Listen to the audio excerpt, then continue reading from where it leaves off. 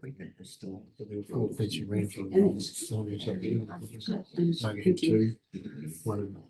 Start very shortly. Elementary space between. Ellie, is it bigger space or the yellow? With space. Two spaces. Two space. Well, one Yellow after yellow and one space. after two.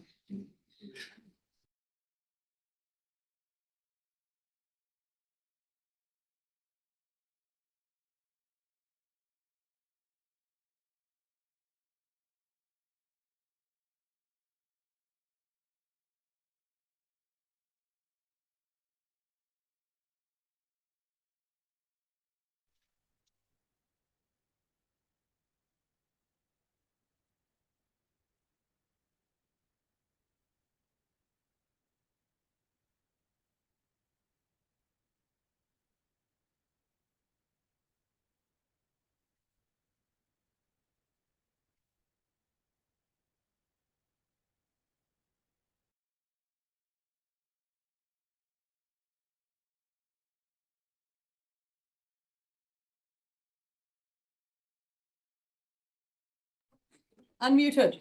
Welcome, everyone. We've still got people sitting down. It's a long way from the Waitaki. Thank you and welcome, everyone. We're going to start with a karakia. Tuia ki runga, tuia ki raro, tuia ki wahu, tuia ki roto, tuia ki te kare tangata, ka rongo te po, ka rongo te au, home guye, kakie. Welcome all. It's great to see everyone who's representing Otago and Southland. Most of them are present.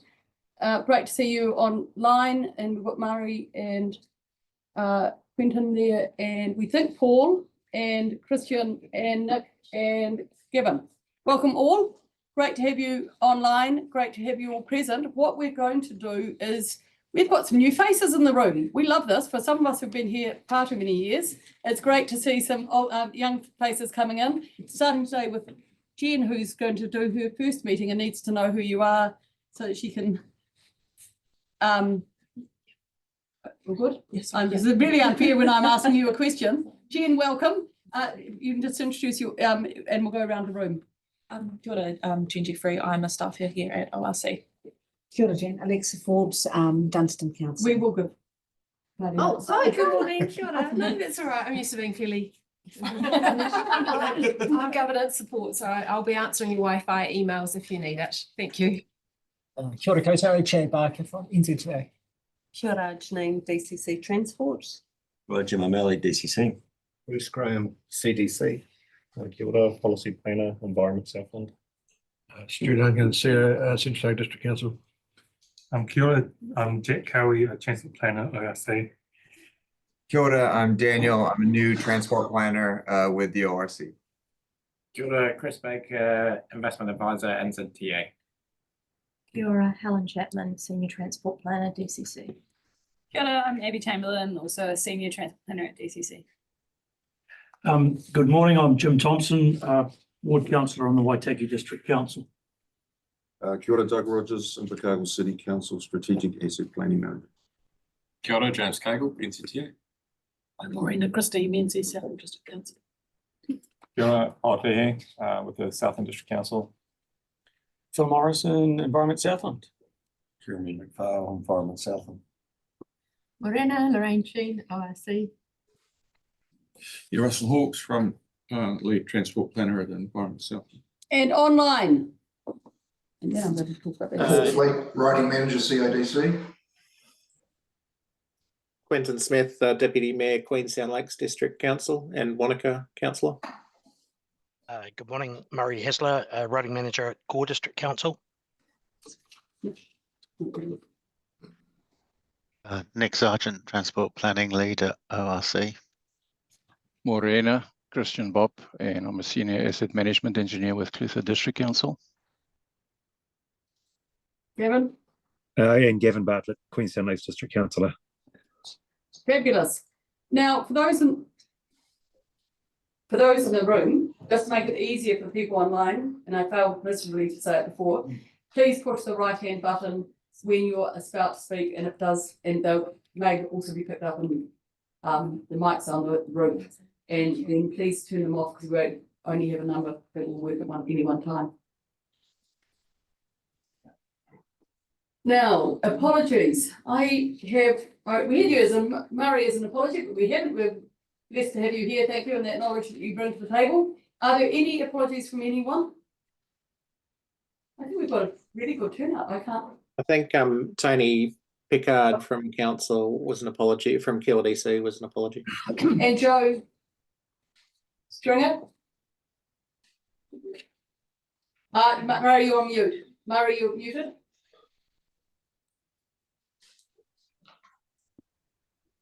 Yeah, I'll put an apology in for Joe, unless he's late. I haven't been talking to him this morning though.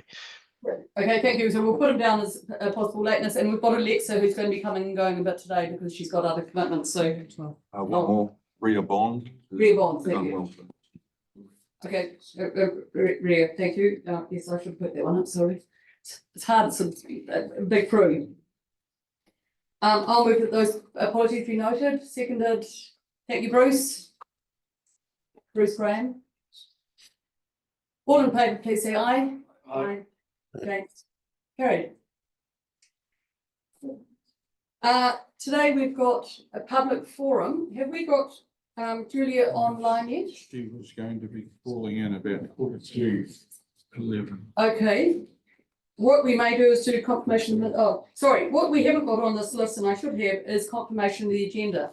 At the request of NZTA, who doesn't want to be interrogated to full extent about the 2024-27 budget, we've had a request to move item 3 up to item 2, but I will give everyone a fair call to call out any questions under item 2, which will become item 3.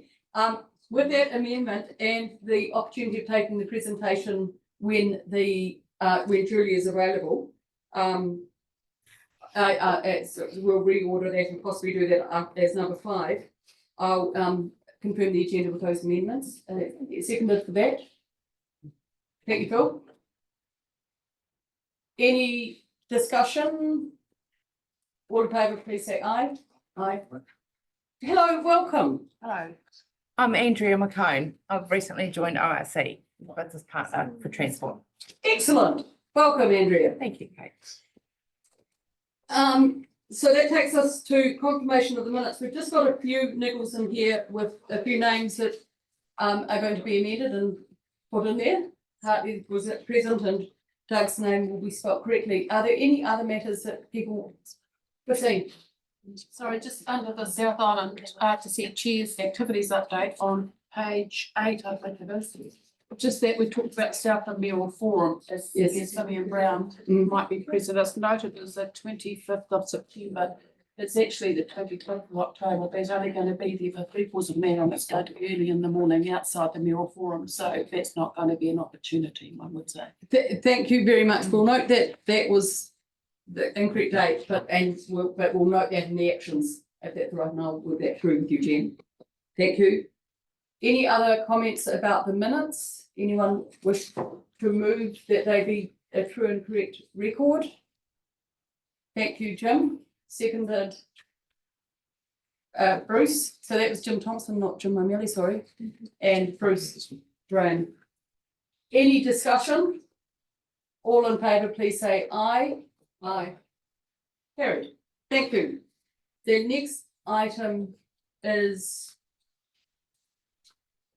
the actions, and we've got a list of things there on page 10. Yeah, page 10 of the agenda. West Coast Regional Council RLTP. So we weren't advised of that, were we? No. So we didn't have the opportunity of putting a submission. I presume they've done it. Jim will know. James will know, sorry. Yes, they've done it and we didn't submit, which is, it's just that road in connection between the West Coast and Otago. But that's absolutely fine. The Otago Southland, I mean, I don't think it was going to make a huge amount of difference. The Regional Southland, so Otago Southland Regional Land Transport Plan, midterm review that has been completed and went to the ZTA in time. So that is noted. the draft speed rule set in consultation. That was circulated and we did submit to the ministry. I don't know that we expect a response, do we? Not me. I'm not hanging out. Oh, yes, I don't think we'll be hanging out for a response on that. 4 was a stock take, not a stock dale, of the combined regions bridge replacement required with a 10-year focus to be prepared. I actually think a 10-year, I appreciate that's what the action was. I think a 10-year may be too short when it comes to bridges to be looking at a stock take. We should be doing a 30-year infrastructure. But certainly getting the first 10 years worked in there would be good. And that's going to become something that the tag teams are going to work on for their next review, I presume. Thank you. Those actions are noted as completed, or 3 out of 4 ain't there. So we just note those. It would be so much better to get Julia up now. Has everyone, yeah. I'd rather do Julia now if that's okay. We just may take 5 seconds to wait for her to come online. I presume everyone has had a chance to read, and I think every council will receive the New Zealand Equestrian paper.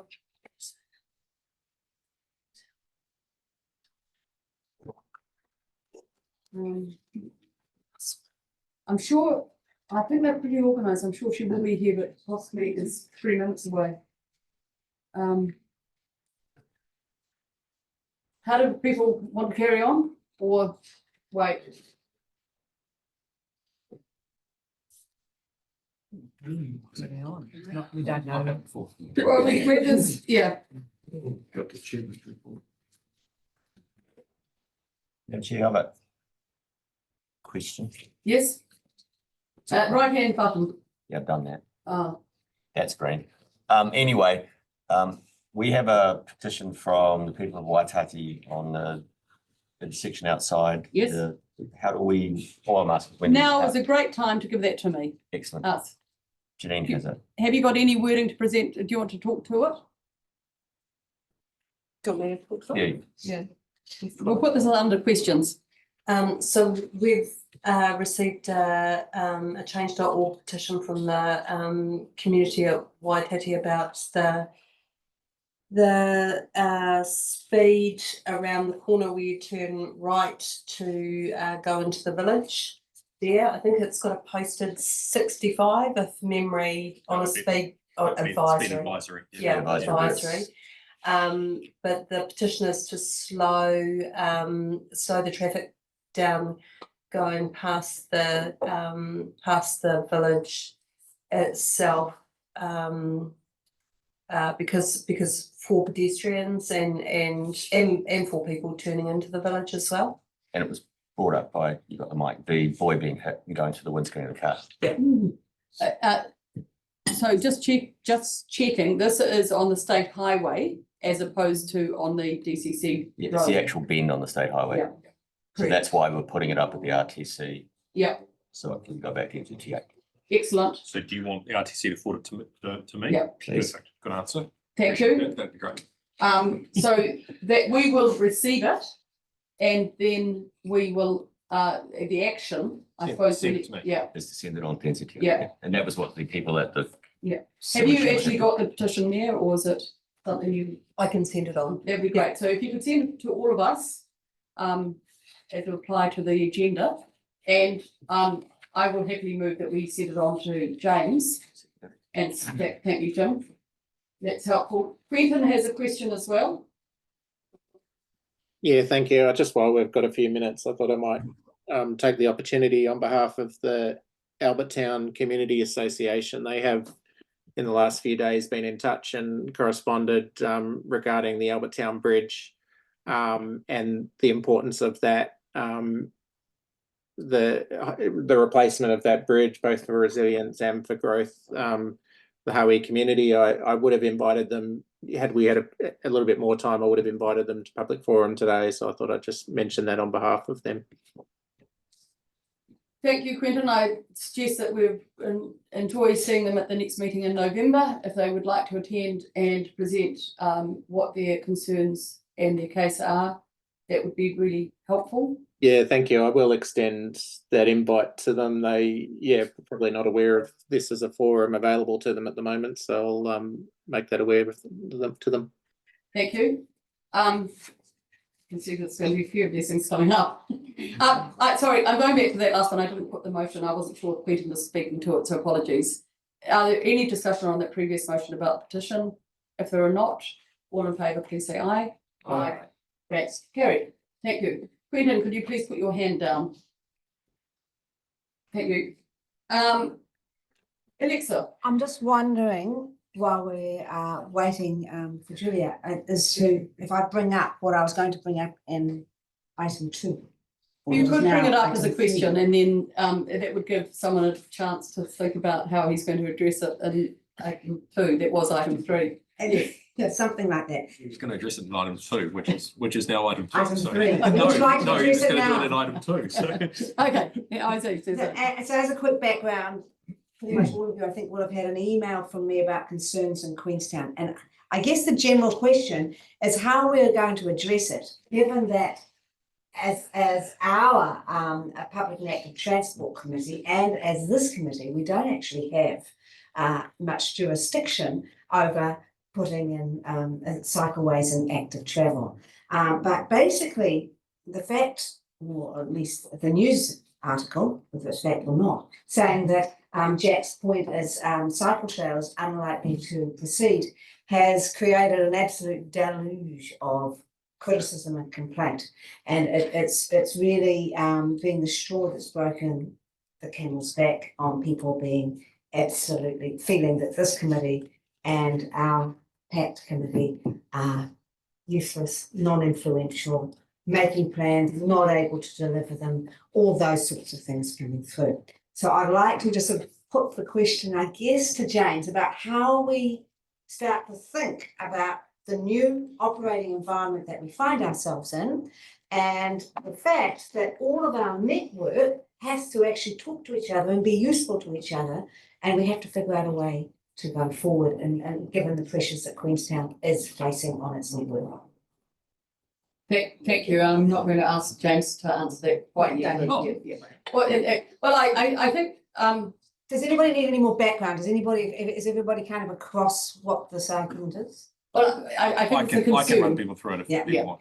Yeah. Happy to. I think, I think the other important thing here is that I think every other council, if you look at the cycling and road and walking budget, has some substantial issues, and bearing in mind that I'm also on a trust that is now trying to work with the council to do one of these things separately, and that may be the answer, and it's how to empower them. But I think there is a rhetoric that's coming from government that is very, very unfortunate. That we have bridges at capacity. Yeah. And if I may speak to that too, just to I suppose reinforce some of that point, is that this isn't just about cycling and walking. This is about a major growth issue in the Southern Corridor. Now, we had an update on the Southern Corridor master plan last week or so, and is she here? Really we're looking at 2 years till we see very low levels of service F in some cases down out of the Southern Corridor. So I suppose we don't have, regardless of A7 and the actual active transport route, we don't have answers to the transport challenges that are facing us in the very near future. So it's not just about cycling and walking.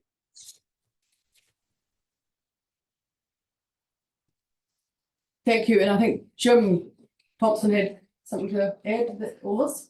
Thank you, Madam Chair. I'm going to be the outlier here. Whilst I appreciated the email, Alexa, and the advocacy for your community, I've got people in my community who can't actually move stock off their farms without borrowing the neighbour's tractor because of the state of the roads. And we really need to prioritise some of these things. And the Lakes District has exploded because people are choosing to live there. Whether they're actually contributing to the gross domestic product will bear some scrutiny, and I think we actually need to face the simple things like getting our roads and bridges fixed, so that they can actually deliver what we expect in a third world country like Waitaki. Thank you, Jim. Jeremy, Yeah, like. microphone, please. Sorry. It's not. Yeah. Certainly, appreciate where you're coming from, and it's a very unique, I'm probably sitting in Jim's department side of things from a rural aspect that there's like the reality is there's a fundamental problem. There's not enough funding, and the government has got almost a clear indication. I'm going to stop speeding. Well, we're probably from a rural aspect is that we're coming from a degraded system over the last 30 years that land use change has put a lot more heavy traffic on our gravel roads and our rural roads and bridges and everything, and we're not getting the reflective funding due to that. And so we're coming from different places. This is new because we're expanding, and I totally agree that there should be funding for that. And on the other hand, we're looking for funding, not just trying to put new stuff in. We're trying to bring it back to a level of service that we actually had in the past. And this is certainly a big discussion, and probably a lot of discussion today, was how do we actually sell the story that we're not trying to keep a level of service. We're actually trying to bring it back to what we used to have. There's been a real lack of input, and the community is saying we're happy to spend the money if you front to the government, we'll fork in our share. And you can see that clearly in the what was requested and what we got, so to speak, in the council. So it's all the same discussion, but and certainly important from a tourism, the growth area in Queenstown is unique in that department. So certainly support it, but it's what we do. How do we force that issue? Be very clear with the government. We need, they seem to forget us a wee bit at times, I think, even though we've put them in there down south. Thank you. Yes, thank you, Jeremy. Look, we haven't heard from Julia, and I'm going to give up after 5 minutes, so I think we've been generous. That takes us we've been lax with the question time. I don't think there are any other. Oh, you have got a question, sorry. Yeah, I just wanted to follow up on those comments. And I think one of the things, I've mentioned it before, there's almost two sets of objectives at this committee. There's an urban objective and a rural objective, and we really need to support each other and make sure we don't make it a us and them situation. So I'm like, I know that CIDC's got how many bridges that are not in half them.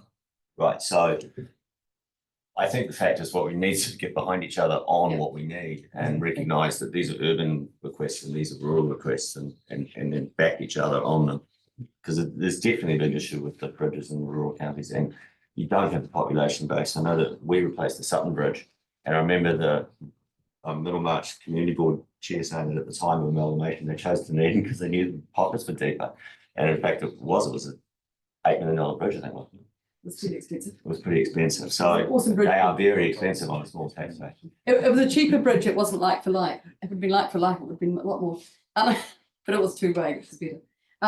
Look, I just Chatham House. Rules here today. I love the fact that we've got everyone around the same table, and I appreciate that only councillors get to vote. But if staff want to assist us in the conversation, please indicate if you've got something to contribute. I'm really relaxed about that. I hope everyone else doesn't mind. I think the idea today is to get the best conversations going, not be dominated by the elected arm. So on that basis, Russell would like to say something. Thanks, Madam Chair, but I think that Councillor O'Malley's comments are really appropriate, and we're going to be heading into a new 2027 as a new RLTP, and I think that we need to make sure that we have that urban story and the rural story. And can I say, having had a reasonable hand in the recently revised midterm review.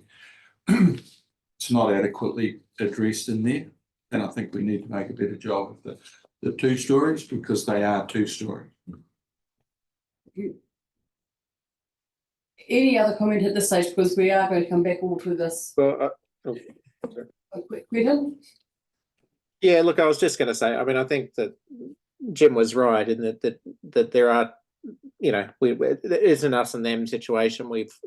I think what the committee might consider, and we can discuss this further today, and look, this is with all due respect to our staff from the different agencies in the room today who work very hard to tell our story at the national level, but we may choose to write to the minister to just, I suppose, express concern about the unfunded components of the NLTP that affect our region on both sides of the thing, because really we are left a little bit without pants down, so to speak, having the tools adequate to us to get the job done, whether it be the rural or the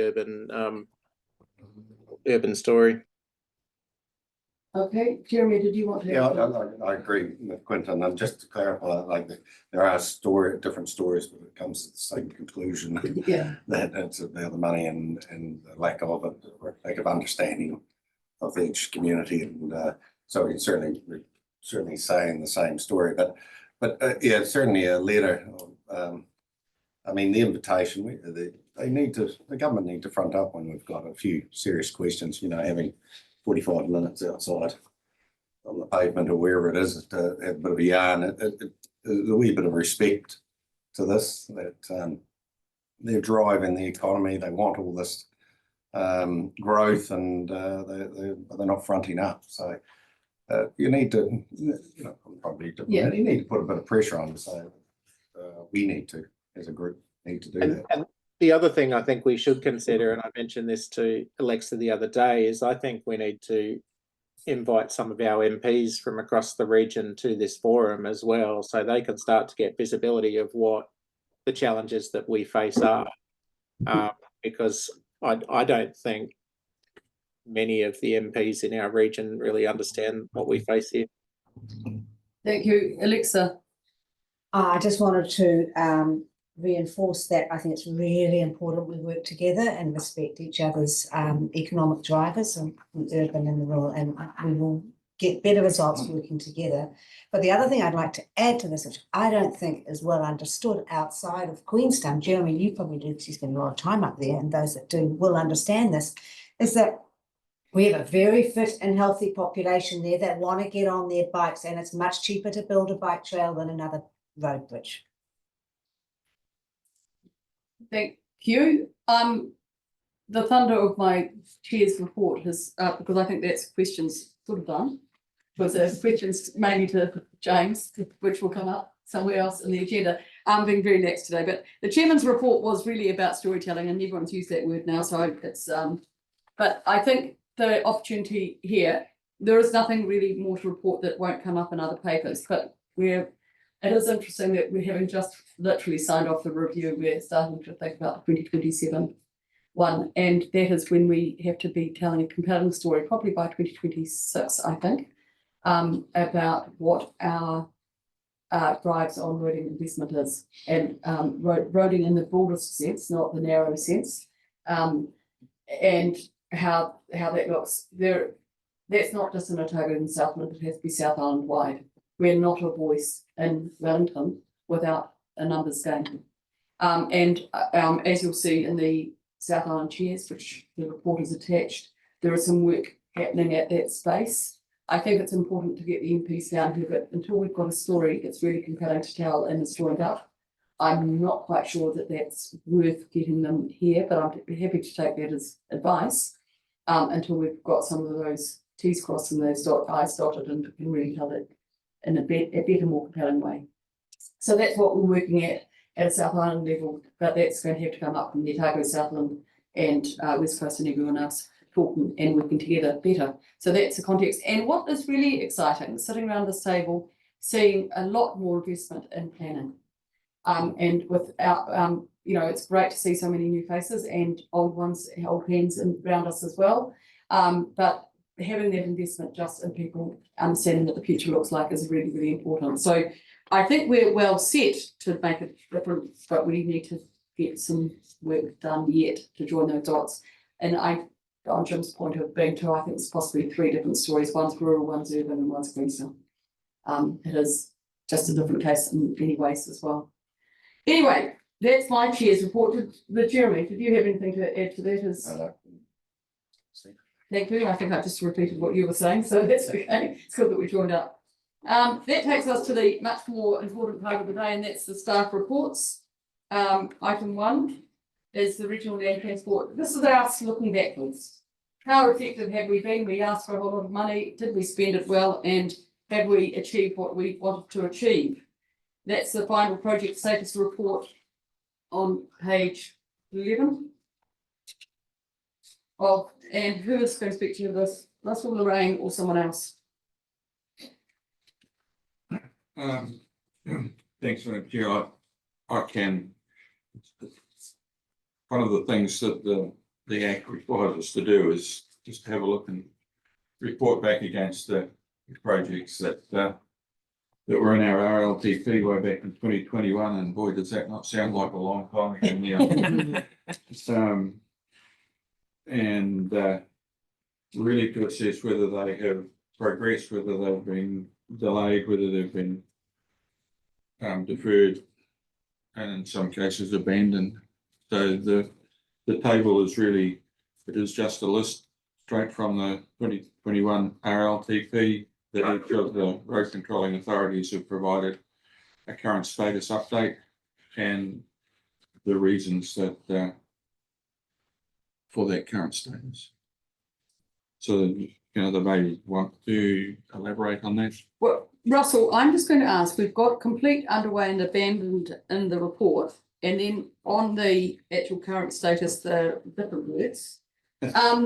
So just checking, does abandoned mean there's one not progressed, or I'm just checking because the current status, those don't align, and I'm not quite sure. No. Is he blaming me? No, there is no blame game here. No, I'm just, I think it'd be really helpful if we understand what some of those terms mean better. Going from highways first, shall we? Okay, so Do that. that's on page 14. We start with 14. Yeah, so I think if you look through some of the key projects, we have got those completed, which is really good. Where we have sort of differed from the original program is probably around safety, and as you know, we've had a sort of a national approach to safety, which then gets regionalised and reprioritised. So it's shall we say, we want to be more effective going forward with that. So some of those projects have now been scoped up as part of our value for money safety activity. And they tend to have been more focused on our traditional lower cost interventions like side barriers, ATP, rumble strips, right turn bays, that sort of thing. So if we just go through them quickly, the park and ride, I know business case was completed and there was a bit of a lack of local support there that tended to sort of kill that off. I think the timing wasn't quite right, and Chris can probably back me up there. So that wasn't progressed in the period. So the question is, has it been abandoned, or is it just? If it's not in our program now, yeah, it's abandoned. Thank you. Yeah. It's not to say we can't reinstate it. Yeah. It was a good reason, but it's abandoned as of now. I really should have had my better reading glasses on. The next one is, I think that's a Nevis underpass to support the. Yeah, I know. It's quite small. So we've completed the business case work. Oh, do you want to? If you can borrow mine, it's a lot easier to read. Thank you. Yeah, so that one there is carried over funding to do the implementation, as we all know, there's a lot of a lot of pressure to push back on walking and cycling activities, and going forward, there's not a lot of money set aside for it. So it is a challenge for us. Even in the highways, we don't have any allocation for walking and cycling, low cost, low risk at all across the entire country, I think. So it is a series of carried over projects and maintenance of footpaths, that kind of stuff. Next one, Harbour Lane to Arrowtown. That was a medium barrier project. As you know, the government has moved away from lots of medium barrier now. We're more back to our sort of boost, lower cost safety type projects. And that one there, I think, didn't have the crash risk to really justify that. Now this is the one we're trying to move on. I know Alex is concerned and Quinton about this. So we've got money to do part of the project, which is A2. That funding has been carried over to deliver that project. We're waiting for a price from the Alliance to do it. It's A2, which one's that? That's a Jimsway crossing. Jimsway, Yeah. So look, shot across Jimsway crossing there, because the original intent of that project was to run across the highway further down with the Hiff Road, leading into the roundabout. That didn't happen. We've had a rescope, and we did work with the Trails Trust, etc., on the priority. And at that time, priority was to progress with Jimsway crossing. The schools were behind it. So look, we still really want to deliver that in this tough walking and cycling environment. So we have every intent to do that. So just while you're on that one, if I'm, so there was a question as to why A2 was prioritised over A7. Is that just a product of deliverability in terms of how far it was progressed? I think at the time, there was challenges with A7 in terms of the land downstream of the bridge, because it's all friable, terrible stuff. So if you want to put a bridge across here, meeting our standards, it's megabucks. There were also troubles with the trust there as well, in terms of what the preferred option was. The developers have got to get on board. It's quite a complex project. So I think that was a bit underestimated, shall we say. We then had agitation from the Trails Trust in the schools and some of the community saying, you've got to get on with this Jimsway crossing, because we don't want people crossing the highway. And that's our focus at this point. Okay, that's fine, thank you. And I suppose just the feedback on that is that, yes, there is, I understand the challenges on A7 on the original scope program. We need to start looking at some alternate options there that might be more deliverable. I know Gavin is quite close to this as well, but and Alexa, but yeah, it might not be that original scope is going to be deliverable. What we need to probably look at alternates, but pretty where we're at. Thank you. The next one, Kartiki, that's a rock armouring, Kartiki Strait. Completed that work, and we want more money going forward as well for that. So we want to complete some additional stages there in this period. Obviously, we completed the shared path and safety improvements out to Port Chalmers, which is a good project. It cost a hell of a lot more than we anticipated. But it has been completed, which is really good for the community. Beaumont has been completed for all intents and purposes. Thank you. Thank you. It's a great infrastructure. Mosgiel to Valkalutha. So this one now is part of our Value for Money Safety Program, and it is there's some pretty high risks from Mosgiel to sort of Waihola, and I think south of Waihola. So we do have a project in the new period to do some work there. I think it's ATP and some medium barrier, I think.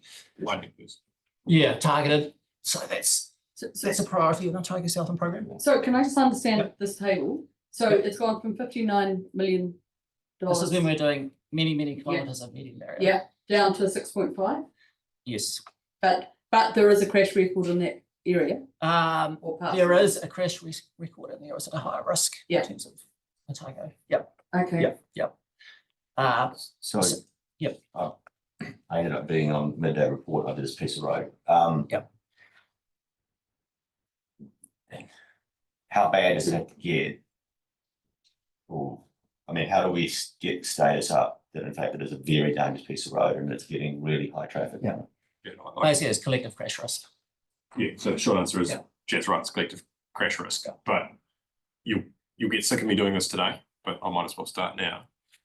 It all sheets back to the government policy statement on land transport. Oh, yeah, no, I'm You not know, talking about the next 3 years, I'm talking about the next 10 years. Yeah, so our value for money safety project program that you can see referenced in throughout this document in terms of the safety works is a change of approach from the previous 3, probably 6 years of safety infrastructure projects.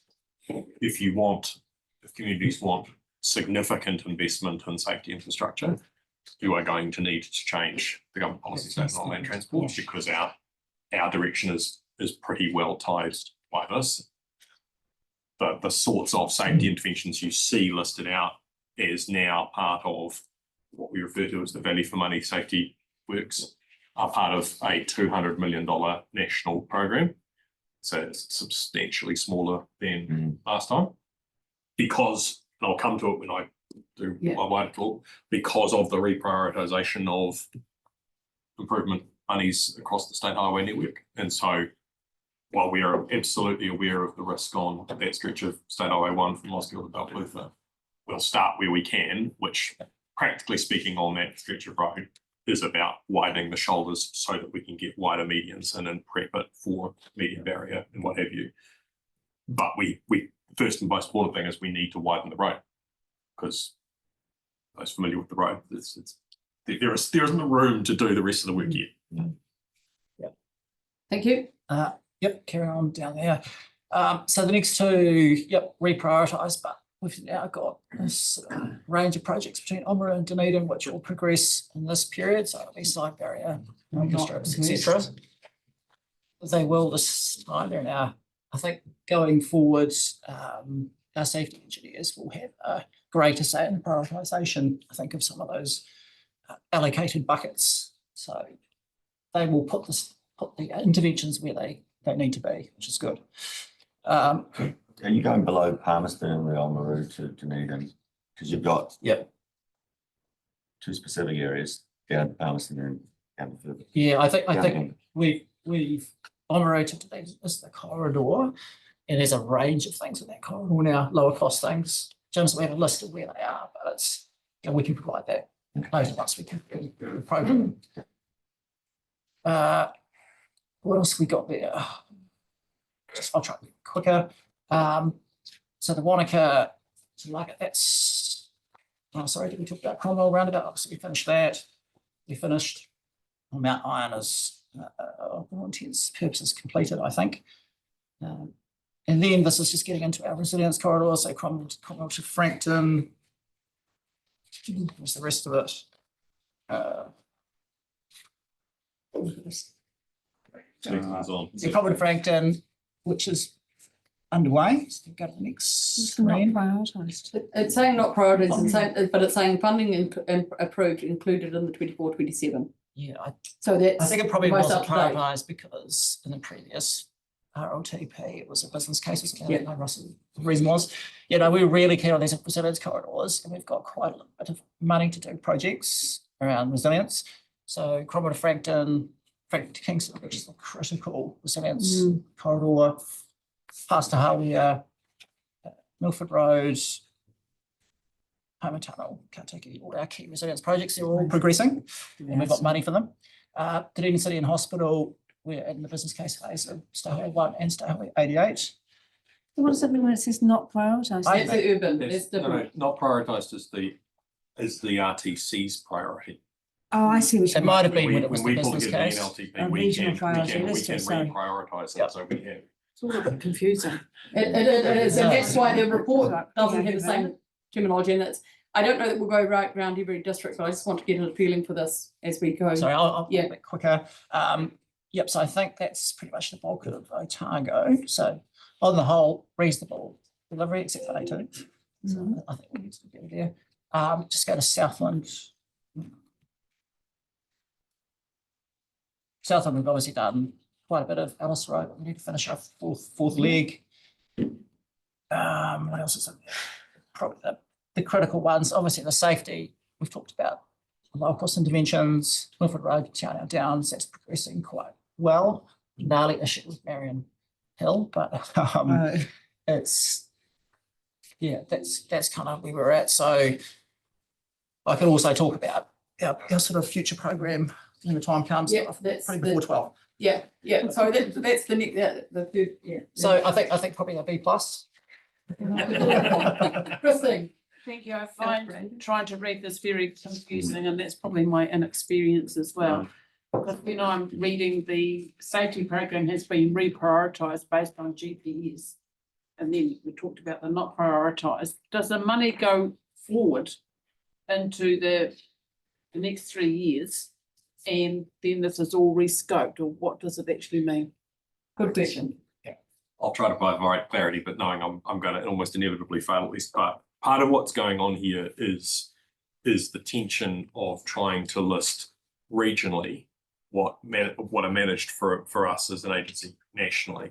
So in the last 6 years, when we had a nationally managed safety program, we tried to identify corridors regionally so they could be listed out in RLTPs.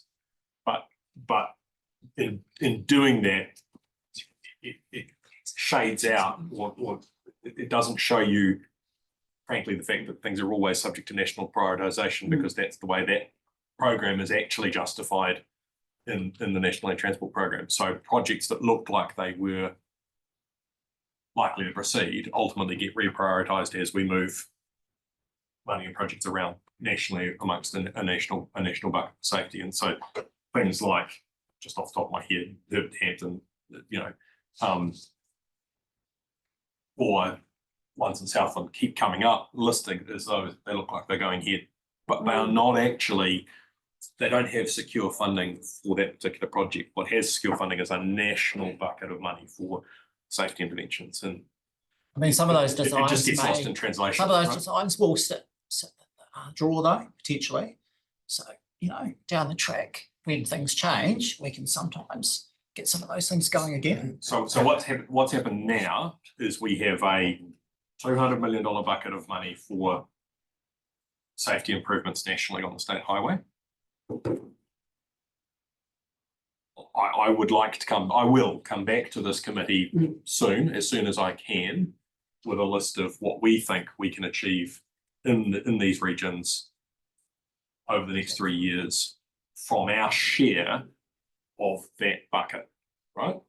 But it isn't as simple as saying this safety project didn't happen last time round, it will happen this time round, because the settings under which those projects are justified have profoundly changed for NZTA.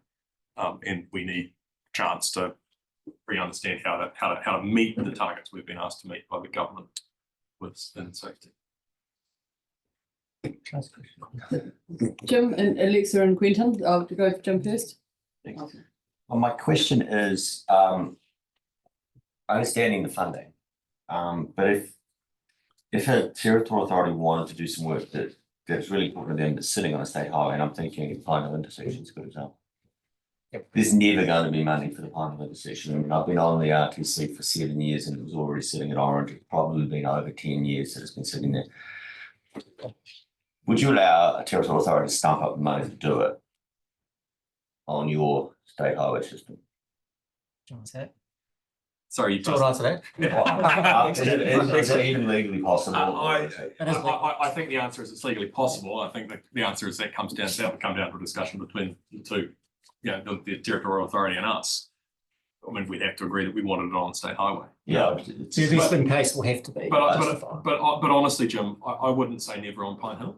But it does come down to how it is justified and whether that justification meets the criteria we needed to meet under the GPS. Again, you're going to hear me say it reasonably frequently today, I am sure. In a tight funding environment, certainly where we are now, arguably NZTA is more constrained than territorial local authorities, because you have the ability to go and do things off your own funding sources. We don't. Yeah. So I accept that you've got limited funding sources and they've got even more limited. So that's my question really. If it became an issue where it was high priority for the territorial authority that they really want it done, there's no prohibition of, well, we'd have to get permission obviously, but there's In that sense, yes. An avenue of discussion. Correct. Yes, there's an avenue for It discussion. would have to meet, you know, the necessary standards, I guess. Yeah, we yeah, yeah. put on the But it highway. wouldn't meet the business case. Basically, it's not meeting the business case right now, so we're saying it doesn't meet the business case, but we want it done. Well, the business case is coming up with an option, which we can I know. stuff on. If you want something different, it's a different conversation. Yeah, that's it, Yeah, actually. yeah, Yeah. Cool. Thank you. Quick, okay, thank you. Yeah. Yeah, That's look, my- yeah, I overheard a comment that Jeremy just made is that half the problem here is that we're at the bottom drawer, the government, we need to move our drawer up higher. And It seems to get Yeah. quite full, I think. yeah, and yeah, there's a few, and again, it comes down to, and boring, I'm gonna be almost as scratchy as your record, of how we present this as a really compelling story. Quentin? Yeah, thank you. And this is following on from a discussion with James the other day. So I understand there's only 2 RONs, roads of national significance in the whole of the South Island. How can we as a transport committee have any influence on how's a RON identified? Is it purely on number of vehicles it moves or people it moves, or is the sort of is there other criteria? And on NZT answer, and I think you need to look at the electoral map, and you've got the answer there. Well, I know that I know that in practicality. I'm just trying to work out, can we as a committee elevate or recommend any other projects that get elevated to RON status? Because if that's the goalpost that they're giving to us, how do we elevate some of our projects? And obviously it's not going to be very many of them, but how do we get up into that category?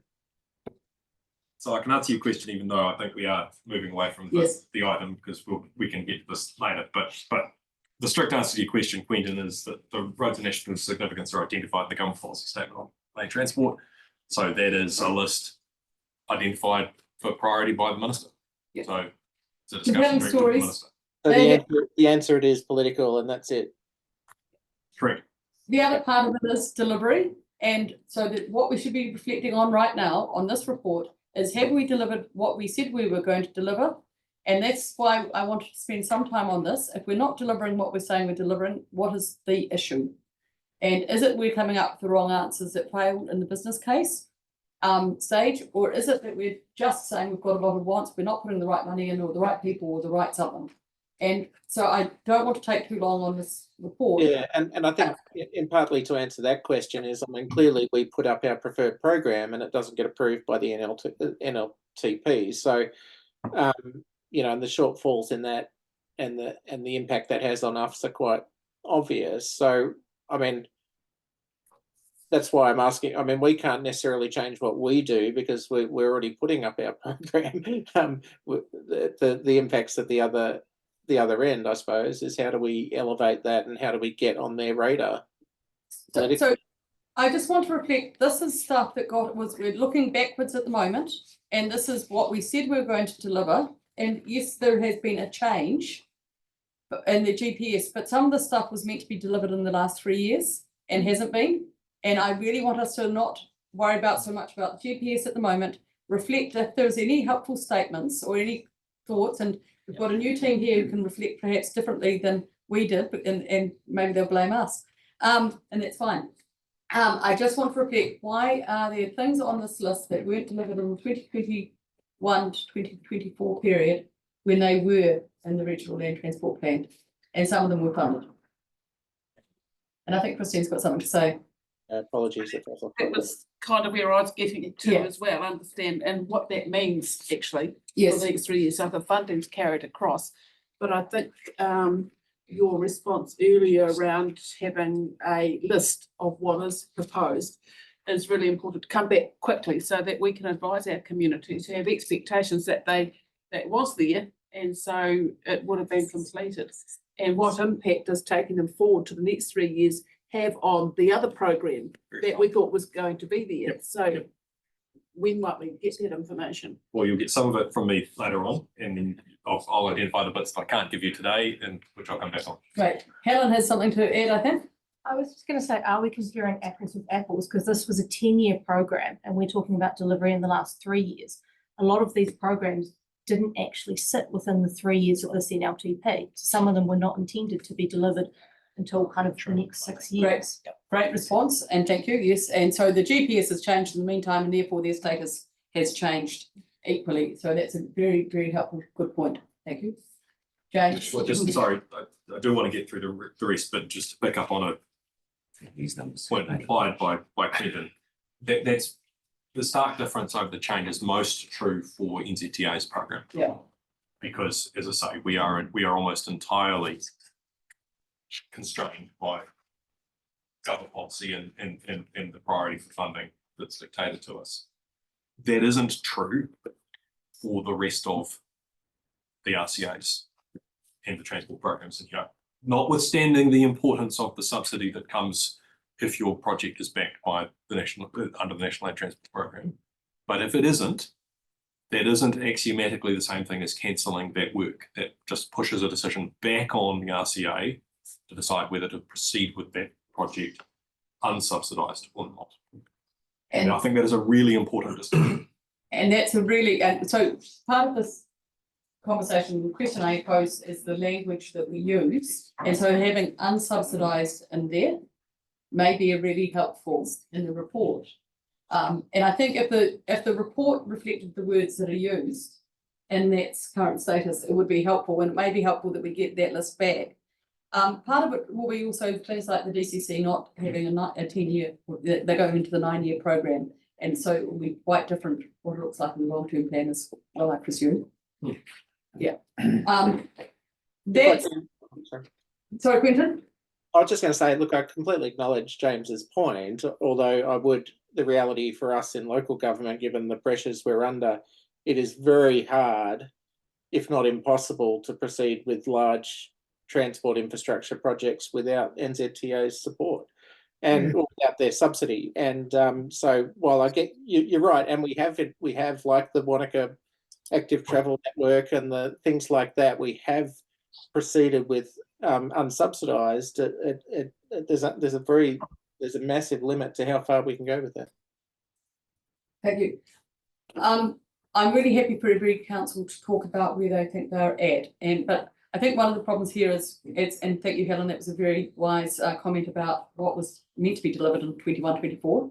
And it's really good. There is some work that has been completed, so don't get me wrong, but I think this report isn't as valuable as it could be if it had some of those programs identifying what was going to be delivered in that first 3 years of the 10-year plan, and maybe bold instead of or same level. But the other one is just understanding better the language that's in the current status, because it doesn't match the report, and I'm not quite sure if they're going to carry on or not. So if we quickly, I don't want to spend too much time on this, but if we quickly go around the table to the councils, and maybe the officers want to speak to what their council projects are looking like, or the alternative is that we get a report or just a copy of this report highlighting what should have been delivered or could have been delivered, and where that status, what those words now mean. Yeah. And we also need some detail around, particularly the state highway ones where they were corridors. What was actually proposed? Yeah. So yeah, thank you, and Chad. the same thing applies going forward. Yeah. So thank you, Chad. We've put you through the ringer to a certain extent. Janine, or is it Helen, or who wants to do the DCC one? And then we'll just go around. So what could have been and should have been delivered, Kate? Well, you've completed some, and that's fantastic. Yeah. And I'm just wondering, are some of these now abandoned, or? So our Shaping Future and Need and Transport program is still live, and you'll see that there are a few projects that have got through the gate. So they are committed funding or in implementation, things like the parking management work stream, the Mosgiel Park and Ride, elements of the Central City cycling program, which relates to Albany Street. So they've had some challenges up until now, if I'm looking backwards, in terms of fundability, more locally than through NZTA. So we've just tried to smooth that a bit. So then we've got, looking forward, we've got the Princess Street program, which. That's in a different item, isn't it? Yeah, that's. I just think the that's one looking back, forward. yeah. State Highway 1 is down there. State Highway 1 and State Highway 88, where. The developing the business cases. Yep. Yeah. Great. Yep. And then the Tunnels Trail, got carried into this annual plan year, so yeah, I don't think there's anything, and obviously we've delivered George Street, so yeah, I think for us it's a case of smoothing some of the capital constraints. Yeah. Thank you. I'm just going to go through this list. So ORC, have you got anything to talk about on your list? You've got some review. Again, it's just giving context of what the report really means compared to the wording. We're on page 14. We've done the highway, so the next one up when Lorraine has finished will be Queenstown Lakes. Yeah, I can probably speak to that. Look, on that list of projects, I mean, Sorry, Lorraine's just getting a paper Oh, first, sorry. please, and that's whether it's you or Gavin. Gavin's left, sorry, I see one. Yeah. thank you. So first up is Lorraine. Yeah. So what the paper reflects is that the key activities that we had was we're around the Queenstown business case, public transport business case. So that's sort of progressing, but it's where it is at this point, and we haven't started an implementation. It's just the business case. For the other one was the Dunedin, what we call the fares and frequency single stage business case. It's just reflecting the fact that the business case is not being considered at this stage by New Zealand Transport Agency. So implementation will need to be rescoped and reviewed. Okay. So not necessarily abandoned. I'm just going back into the report's wording, but yeah, just. No, it comes back to the point that was being made before, is it was in reference to the road controlling authority, but it applies to PPAs as well. It's what we do with subsidy or without subsidy. Yeah, thank you. Okay. Chair, can I just ask for clarity, what does not considered mean by NZTA? You said, and I noticed it's in the thing as well. Perhaps James would like to answer that question. I think the timing of its completion in reference to the board was unfortunately given change of government direction. So you risk putting a paper up to the board that was going to sit there while we wait for a change of government direction about things like private share on public transport and those sorts of things. So we now have, or are getting, reasonably clear direction, and so now we can have the conversation about, frankly, ORC's level of comfort. This is likely subsidy and take it forward there. The timing is just unfortunate. Okay. So Quentin, you want to speak about Queenstown Lakes, and they're on page 17 and 18. Yeah, thank you. I just want to speak to the park and ride initially. So the State Highway 6 park and ride, I mean, while I accept there hasn't been much energy behind it, I mean, there's a lot of reasons for that, in that there's a lot of interdependencies with the latter part of the Queenstown package, the Howards Drive roundabout or intersection, the Ladies Mile master plan implementation, and the actual 516 planning as well. So while it's definitely not a no, there's some informal parking there at the moment, but there's too many things in the way to really progress it in the short time. I can see James nodding. I see he appreciates that. I just wanted to, I think it's probably not the right framing to say it's not supported, because it's just not able to, there's too many interdependencies at this point in time. So I just wanted to reflect that. So going to page 17, as you've suggested, look, we've got I suppose just to acknowledge that there are some big projects on there that haven't been, I mean, land stabilisation, Crown Range, we've got a slip there this week that has put us in some significant challenges. The ongoing arterials, I mean, look, I could go through all of these, but really the message is that we have spent a lot of time working through a plan with NZTA through business cases. We know what needs to happen. We're somewhat behind the 8 ball in terms of being able to deliver those. There's a couple of small ones, like smaller ones, if you like Cape Ave in Hawea, which is going to cause us major issues around connecting the local growth there. We've already touched on A7 as being having a lot of community support and effort behind it. But other than that, I won't go through them one by one. So thank you. Okay, and then thank you, Southland State Highways. Oh, you've done that. You did those, didn't you? Yeah. So that report, the recommendation on page 11 is to note the report and provide direction to any actions they require based on the information provided. James. Sorry, Madam Chair, you're welcome to take these comments as part of point 2 or Later. This is the improvement activity. Mm-hmm. This is not a report on the continuous program activity that was undertaken by RCAs. Oh, sorry. In 3 years. So all of the maintenance work, which for many of us is the vast bulk of the funding. Sorry.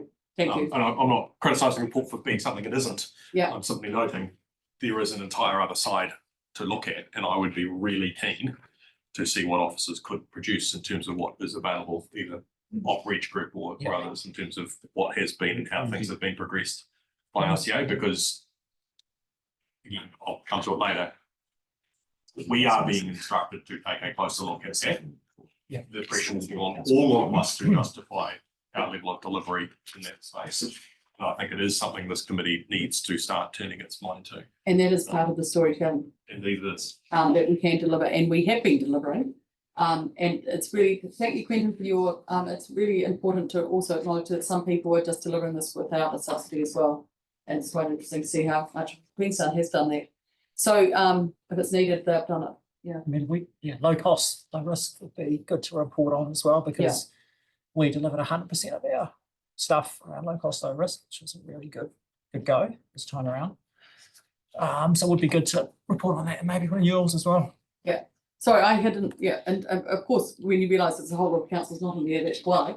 So thank you for pointing it out, because it's final project status report. It sounds like it's final project for 21-24, and it's not. So yeah. It was designed. Yes. Is the improvement projects report. Yeah. And that's all that we've reported on in the past. So only if you're happy to put the rest of that together and so for the next meeting. Do people think it would be helpful to get a report on the delivery 21-24? Only, and it's not looking backwards, it's just saying that they have been efficient and effective at spending money and getting some jobs done. And without that report, we actually don't have that picture. Does that make sense? Continuous. Yeah. Well, yeah, it's probably a good idea to have that, as long as it's not used as a weapon. Yeah. And it's something to actually inform improvement, continuous improvement, then it's worthwhile. But is it a huge thing to do? No, Is it a huge amount of work? Could be. Oh, it could be huge. Well, Think about this. I mean, going forward for us, it's a 3-year portfolio, regional portfolio of work. Mm-hmm. So we'll be in a better place to report across everything going forward, but we are shifting to that in the next 6 weeks. How would the TAs find that to report backwards on what I'm sure you have to report something about I would like it because I think we do all right in the NLTF when it comes to potholes. But Crown Infrastructure Fund and other things, I think we do rather poorly. So it'll be quite good to actually get our delivery proportional to our expenditure and actually see what pots we're getting and whether or not we're getting a national regional spread over all of the pots. I think we don't under the special spends. a question of staff or officers. Is it a lot of work to get that together for your council Christian? Thank you, Madam Chair. NZA Wakakotai actually holds all the information for the past 3 years that we've submitted to them. So with most probably some very, very quick wizardry, they can do it at their level. I like that hospital pass to 10. In terms of annual reporting, Chris, do you mean, measures? That's correct. We've just done our end of year reports for 23-24. You also have got the previous 2 years of what was approved and what finally was spent by us within all of the continuous programs, as well as in the low cost, low risk area. Yep, we could do something, I guess, with investment advisors. Yep, potentially. Okay. It's all right. Okay. Chris commented on my comments. Okay, Chris, you Chris. I think it's important to, we might be a bit negative about what we're not getting, but we've got to also celebrate what has been done at times. Yeah. We're not saying nothing's been done, and it's certainly good to know where it's all. In chat saying there's a few things that are not here. Yeah. That are still very important for communities. So. Great. Just because we've got some people in the room, just to let them know that we're just coming up to item 2 shortly. I think that puts us in a really good position for item 1. And the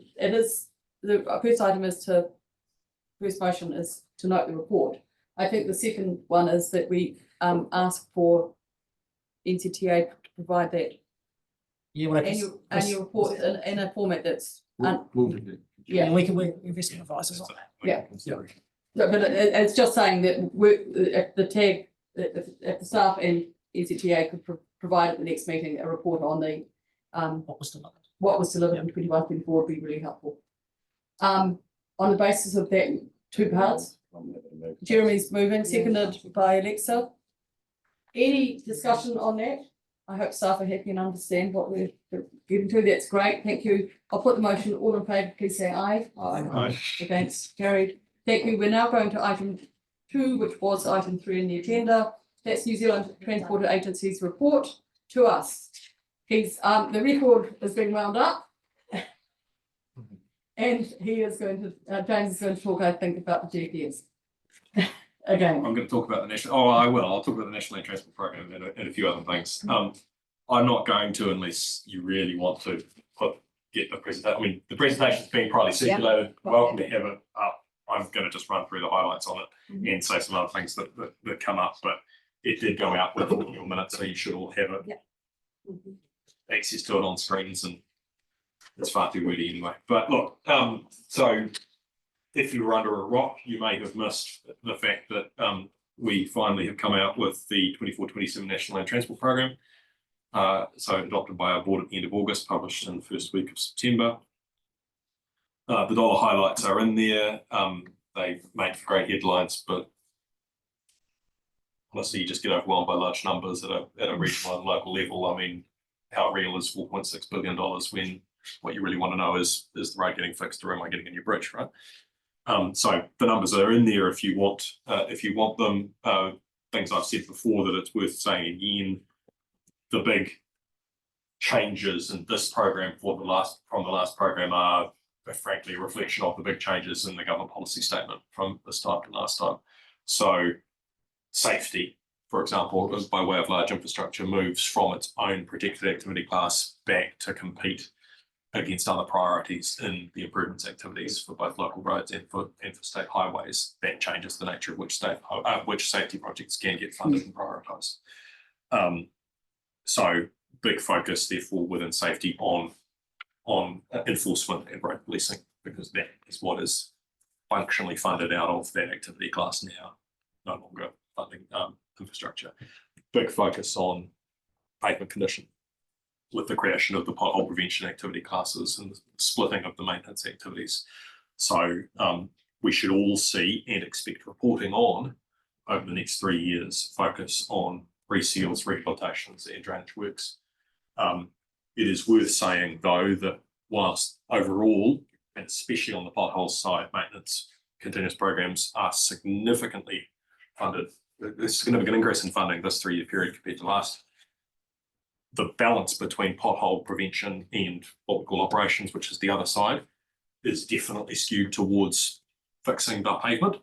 And I am sure RCAs will report that they are under pressure in their operations side. So things like bridge inspections, those sorts of things, and sign replacements, weed control, that sits in your operations side, and that hasn't lifted as much as the pothole side. And so I'm sure over the next 3 years we will talk about the pressure on the ops side, because it is real given the cost escalation we've seen in the industry over the last few years. The other big piece in the National Land Transport Program, and you see it's the impact of it ricocheting through the rest of the state highway program, is the roads of national significance that have been looked at already. So 17 roads of national significance, 2 of which are in the South Island. Wood Record, that's the Hope Bypass, and effectively the Wood End Bypass. So one in Nelson Tasman, one north of Christchurch. NLTP basically separates those 17 RONs into three delivery waves, so that we can get on and get moving on all of them. The Wood End Bypass is the one RON in the South Island that it sits in wave 1, so we are moving at pace to deliver that. The RONs program overall is a very, very large state highway program, and it has meant for the state highway improvements activity class there is only small amounts of resource available for non-RONs activity. So you don't see the sorts of the numbers of improvement projects prioritised across regions outside of the RONs category this time round. I'll talk about what that has meant for us. But for those who care for the RONs, you will see us advance planning on all 3 waves in this next 3-year period. For wave 1, you should see us start construction on those projects this time. Other things before I come back to the specifics of the National Land Transport Program for Otago Southland, government has announced that it is drafting legislation to introduce time of use charging. So it's probably the first step in the minister's signalled intent to open up other funding sources and other pots in order to increase the amount of revenue in the land transport system. We'll see, and I'm sure we'll talk about at this committee where the reform program gets to. But time of use charging may be something, for example, that we talk about in the festival context, because it can be very good for shifting peaks and managing load on networks. Obviously, it gets talked about an awful lot from the point of view of Auckland. It's worth flagging, I've talked about it before, and actually it's probably something for a future committee meeting to come and present on in more detail. We are formally moving our maintenance contract regime to what we love acronyms in the agency. IDM is the acronym for this one, Integrated Delivery Model, replacing our NOC model, our Network Outcome Contract model. So we are out to market right now with a request for information from the market about what market thinks it can provide in the new maintenance contract regime. We'll see what that throws up in the next few months, and you should see us go to market tendering new contracts first half of next year. So our approach to maintenance and delivery on the government's expectations for maintenance will change dramatically, and it is definitely about trying to do more. The NOC model that we've been operating under for the last 10 years was really a model put in place to manage what we knew to be the level of investment available.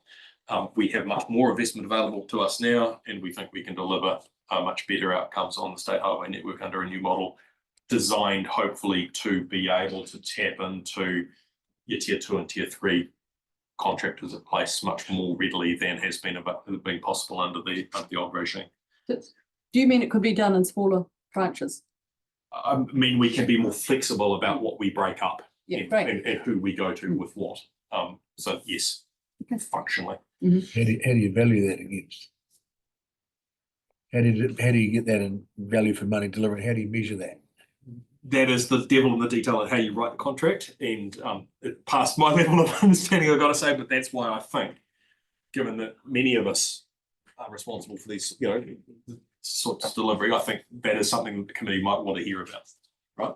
Because it very much comes down to how you write those contracts, and what you're asking your contractors to deliver. Some of you will have already received an email from me on this. Some of you won't. Happy again to talk and get presenters along later.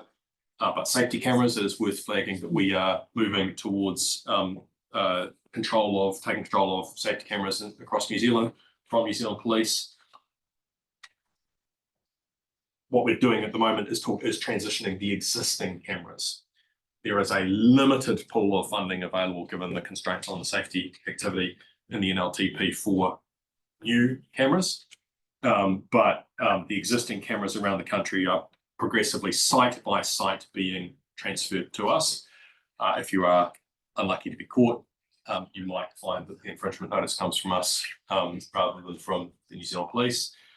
You will also notice, for example, the fixed sites around Dunedin, you should notice in the next few months new warning signage go up, telling you that there's a safety camera there.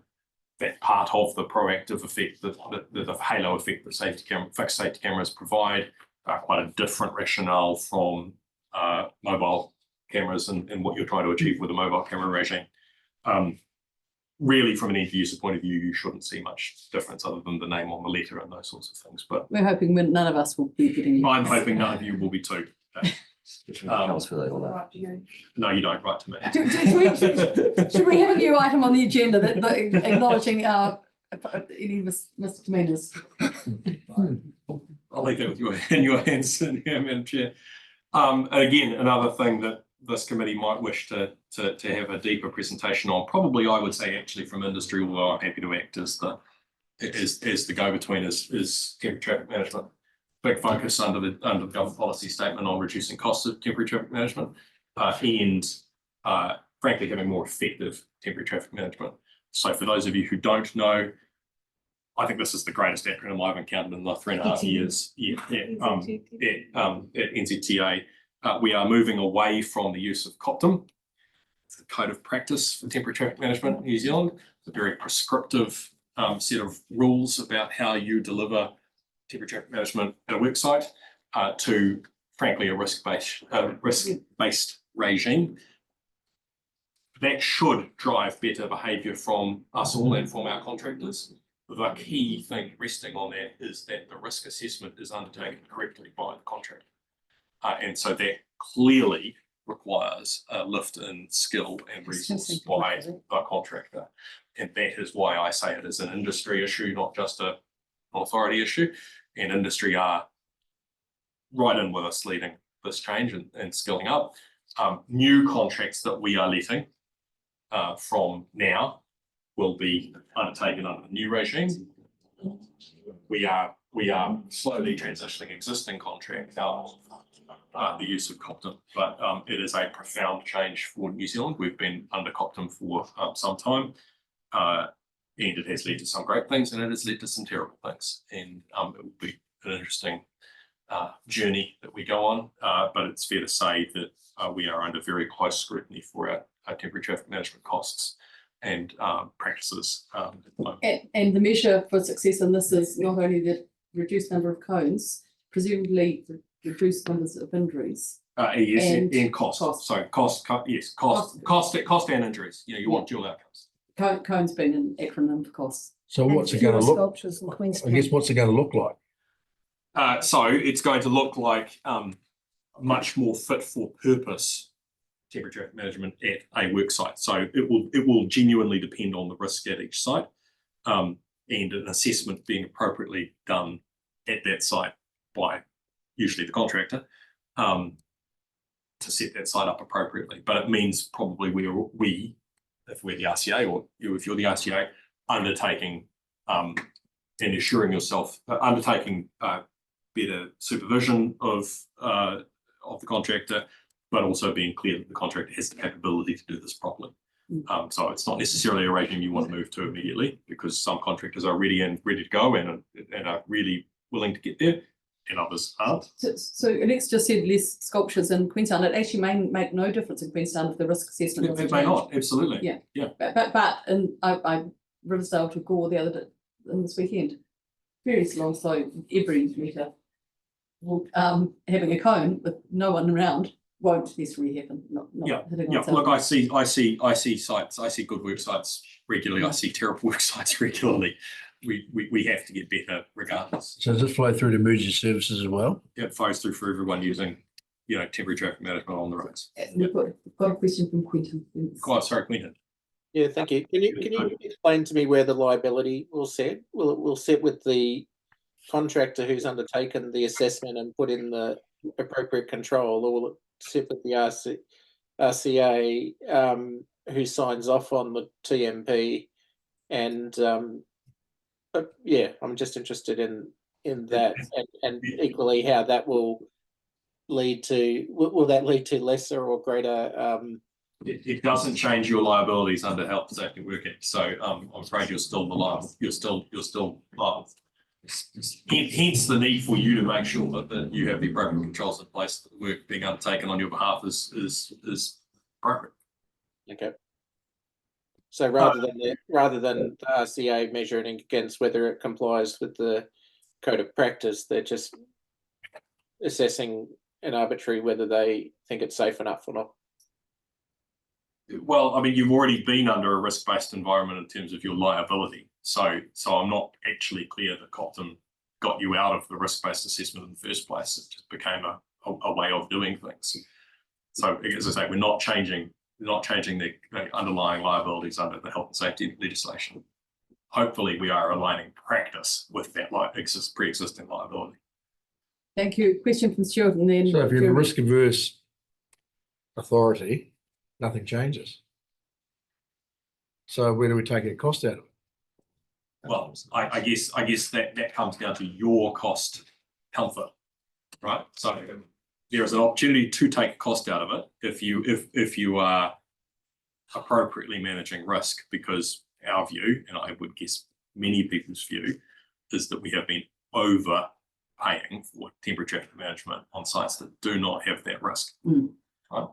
But I get your point. If you are not doing that risk assessment appropriately, you are going to consider. So this is an NZTA presentation of their liabilities, not of your liabilities at the moment. Well, so yes, but the most important point on this is the code of practice, which you own, we owned, is changing. Yeah. Right. So all work being undertaken will move to the guide, which is the new risk-based document, new risk-based way of working. We are moving quite quickly. Yeah. I would expect you all to move over time, but there are lots of questions that arise from this, whether that's a discussion you want at an RTC level or frankly back at basic institution where the liability rests. I suspect the answer is both, probably. I'm happy to engage with. Yeah, okay, I just want to make sure that we don't, and so Jeremy. Yeah, just quickly, just looking at examples of efficiency here, and always interested in numbers. The 3-week closure of the Wellingtons, I have no idea what was done there, but I was just trying to work out where the 154 grand was saved. Was it because you closed it for 3 weeks, or was it the traffic management? I always wonder where some of the costs. And the next question I was going to say: do you ever gauge are we efficient within our country compared to other countries in regard to these? The move away from Coptum is to more align us with best practice in that sense. Yes. I had the same question about that cost. I suspect that's direct cost savings as opposed to wider economic cost savings. Yeah. But it is absolutely true that I can think of a number of examples that it is often easier, safer, cheaper to get in, close highway in this instance, right? Do the work and get out rather than try to manage it as Alexa's not here, but I'll do it for Alexa because she should say regardless, as we are having to do at the intersection of State Highway 6 and 6A in Queenstown, build a significant change to the State Highway network where we basically have to keep live lanes the entire time. And that's fundamentally why that project is so expensive and it's going to take so long, because we have to keep the road working at the same time, and therefore put all sorts of traffic management around it in order to be able to keep it safe as a work site. I suppose the question is that when you, okay, like the Queenstown project, when you compare that to projects overseas, you know, is New Zealand an expensive? We are at the moment. Like Yes. building houses are very expensive there, roading the same issues. Well, I take some sense of that. Our traffic management is expensive. Right. Thank you. National ticketing solution, just to cover off some other bases before I promise I will get back to NLTP and Otago Southland. But national ticketing, because of course I cover Canterbury as well, I'm probably more excited by it sooner than many. But national ticketing was provided funding and priority under the GPS and the NLTP. So for those of you who aren't following, that is the nationwide system for all PTAs to provide their ticketing, by the back office, the cash flow functions of that, and the user experience. It rolls out first in Canterbury at the end of this year. Otago, I'm looking to Lorraine, but I know is that Otago will join last of the smaller regional councils, because you hold the back office function for all that consortia of regional councils. So you have to run the existing system for until no one else needs it. When Southland going on? I don't know when Southland is due to join. Next year. Yeah. Oh, it's all quite quick for all that from next year. I hope airports are going to have sales, I hope that airports are going to have sales for people going into those regions with it, rather than, the problem is that arriving into Christchurch and wanting to use bus is getting it. If you don't have it, you not necessarily in year one, but in year two, the ability to have the card, if you're outside in the near like Otago, which is going to be so late getting on board, is going to be frustrating. Oh yes, I see what you're saying. Yes. Look, there'll be extensive promotion for that. I can tell you the very first place it's due to roll out in Canterbury is the number 29 bus from the airport. Great. So you want to be. You don't want to have to wait to get the Christchurch to be able to buy that stuff. Oh, absolutely. The national architecture for that, for you to be able to organise that prior to your journey, should be live. Yes. At the same time, but 29, the rollout in Canterbury at the beginning is effectively the very beginnings of that system. It gains in power and capacity quite quickly in the first 6 months before we hit full rollout in Canterbury, first half of next year. Brilliant. Good to hear. But it really is moving New Zealand into 20. I'd say best practice, right? If you've been overseas and used PT in a first world country recently, or even not recently. Or even not recently, actually, because we're quite, we're behind. The experience that you have had overseas, you should finally be able to have in New Zealand. So, just a quick, so by end of 26, everybody will be over, even including ORC and the B card, that'll be on it. By 20, sometime you're due in 26 at some stage, aren't you, Lorraine? Yep. Yeah. Oh, it's not that far off. It's not that far off. No. And I think the indication is plan. The earlier we can go. I mean, I don't think we're going to hold onto it just to hold onto it. If we can go early, I mean, if it's system can work, it'd be stupid to hold on just to get to. Just being clear, the reason you are timed when you are is because of other regional councils and when they are due to join. So it would require those councils to move further because you hold the back office function for them. Reg Group, I'm sure we will talk more about Reg over the next 3 years, because the government policy statement puts more pressure through them. But Road Efficiency Group is an extremely important focus for us now. And whilst I'm sure, coming to the previous conversation, NZTA can provide an awful lot of data from annual reporting on continuous programs, I anticipate this committee turning to Reg Group for updates on how we are going at delivery of our continuous programs, particularly, of our maintenance work in particular. Again, and so this is a road definition is very limited to car travel, I presume. Largely, yeah, because the things that we're most interested in through this is pavement condition and delivery of program. on maintenance. And look, it's a function of the pure numbers. The maintenance activity is largely in the roadway. Thank you. But just to note that the dashboard reporting I'm seeing coming through from Reg is really improving dramatically. It's actually quite exciting. Great. If you're really interested in program delivery and pavement conditions. Right, now here we are at the NLTP for Otago South, and that's really why I thought this should precede the item that we're coming to.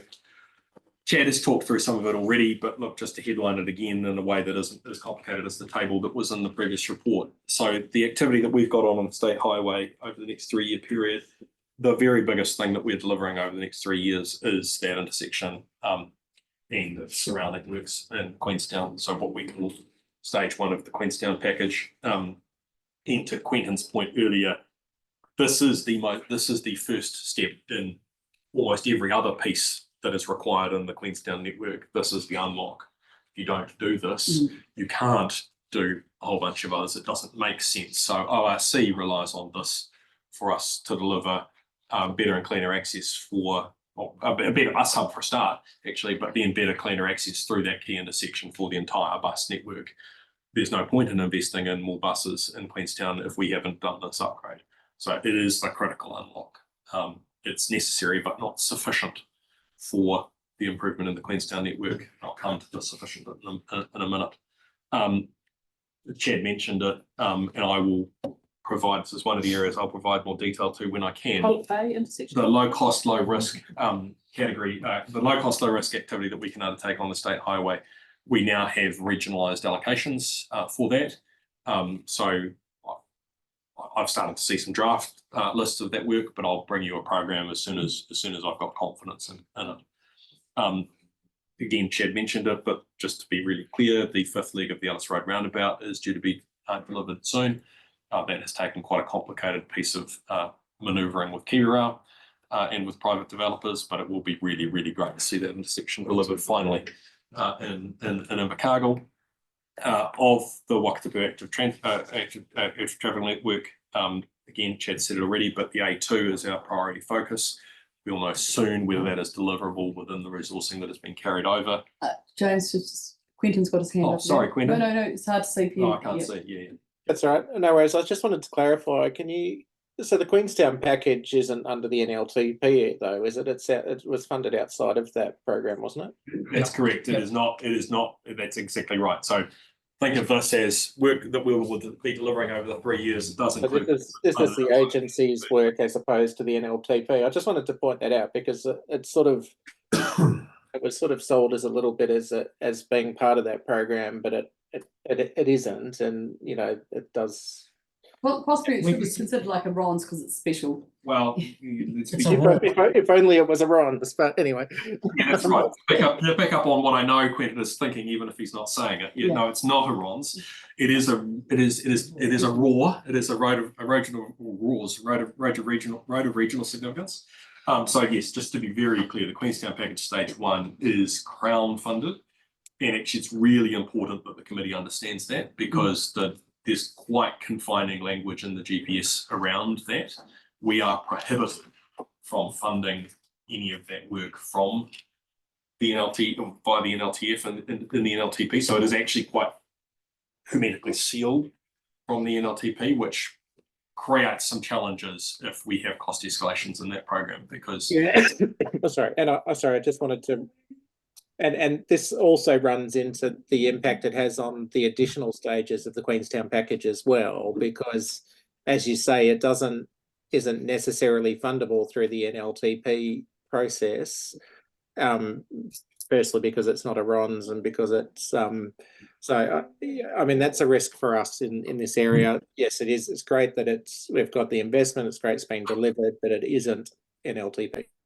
It's like you're reading my mind, Quentin. That's exactly right. So there is a. He's heard the record. I think. He has. There is. It's great.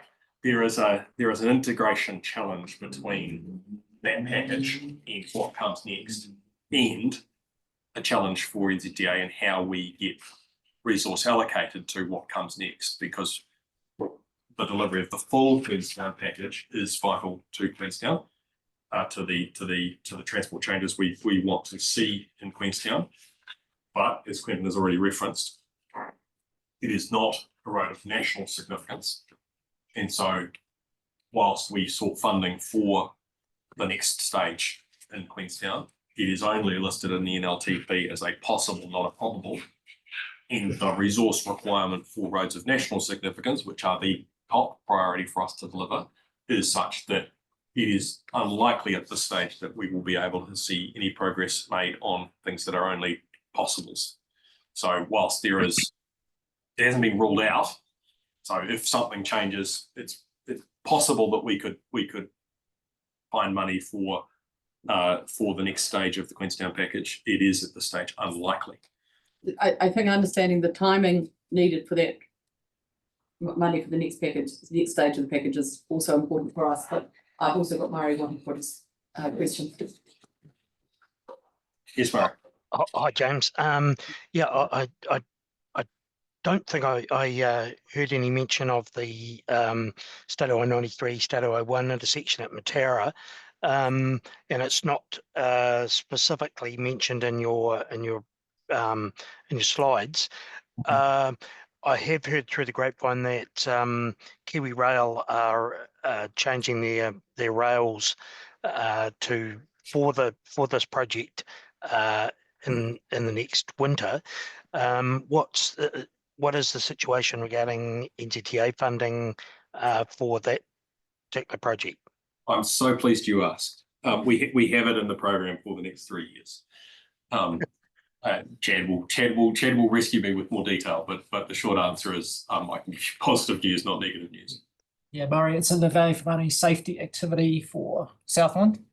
So it's our number one priority. Yeah, so we are, so to be clear, given what I was saying earlier, we will progress that out of the $200 million nationally allocated for safety works nationally, right? So it is our highest priority in this region. No, that's excellent. Thank you. Highest priority in this region, which is for safety. It still keeps it in the top drawer, or is it in the bottom drawer? No, it's in the top. It is on our program to progress this 3 years. So hopefully I can continue to show up to this committee safe. Good question, Murray. Thank you. We've got Christine and then we've got John. Thank you. And I don't know whether it belongs on this bucket or whether if it's in any bucket at all, but just the Colic Bay intersection, is that in your ken or not? It's on my list of ones to look at when I come back to you with a proper list. I've had plenty of conversations with you, Mayor, about Colic Bay. Thank you. So we can expect that with the other information. You can expect an update on that. Is it before November or about November? Oh, let's November's the next meeting. Let's do November. Give me what I can tell you in November. I'll do in November. Thank you. That's great, because I got really excited when you were announcing the roads of national significance. I was talking about Takatimu. From Takatimu to Ojai with the road of national significance.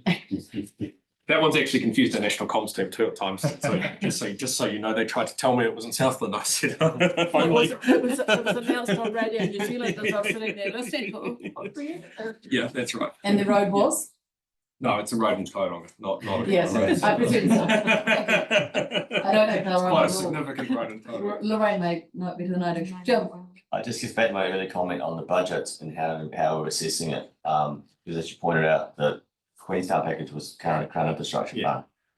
I had our head of infrastructure about 4 years ago get all of our Crown Infrastructure funds together and compare it to Auckland, and we were 1/100th. Now, I can't guarantee that was an accurate number, but it wasn't that far off either.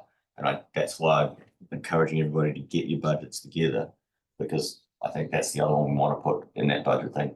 Yes, look, it's worth saying that because often Crown Infrastructure is political. That's the reason I'm saying. Yeah, so to be strictly accurate, that Queenstown package is part of what was called the New Zealand Upgrade Program under the last government, some of which included Crown Infrastructure Fund projects, some weren't. Queenstown isn't strictly, but overall it is Crown funded, Crown nominated projects that sit outside of our standard program. I think it would be fair to say this government has signalled its direction and intent quite clearly by the way they've described them in the GPS and moved forward with them. I don't expect that it's this government's intention to have what we got kind of used to in the last 6 years, which was sort of new buckets of funding that people could apply to every few months, and we ended up chasing funding here and then chasing funding there and chasing funding there. I think the key question for the government is they've set out what they will fund from Crown, notwithstanding there are still some buckets there. Shane Jones is running around with a regional infrastructure fund, for example. We've got our program now for the next 3 years. It's clear, to Jeremy's point and other people's point, that the system needs more money. There's long-term reform underway, but the minister is leaning quite strongly into reform of the system to see what other tools are available in order to raise more revenue, whether that's for state highways or for local authorities by way of tolling or congestion charging or other system reforms. But I don't anticipate there being large Crown funds for. I'm not expecting to get it. I'm going to Jeremy's point though. I think I want to illustrate by real numbers that we are in fact in the bottom drawer. Yeah, that's the point. Because if we don't come back with actual numbers, we're just making statements and then we get knocked off as and they've gained our the South Island story, which is definitely, if you think you're doing badly, Canterbury and Christchurch are getting wounded, I think.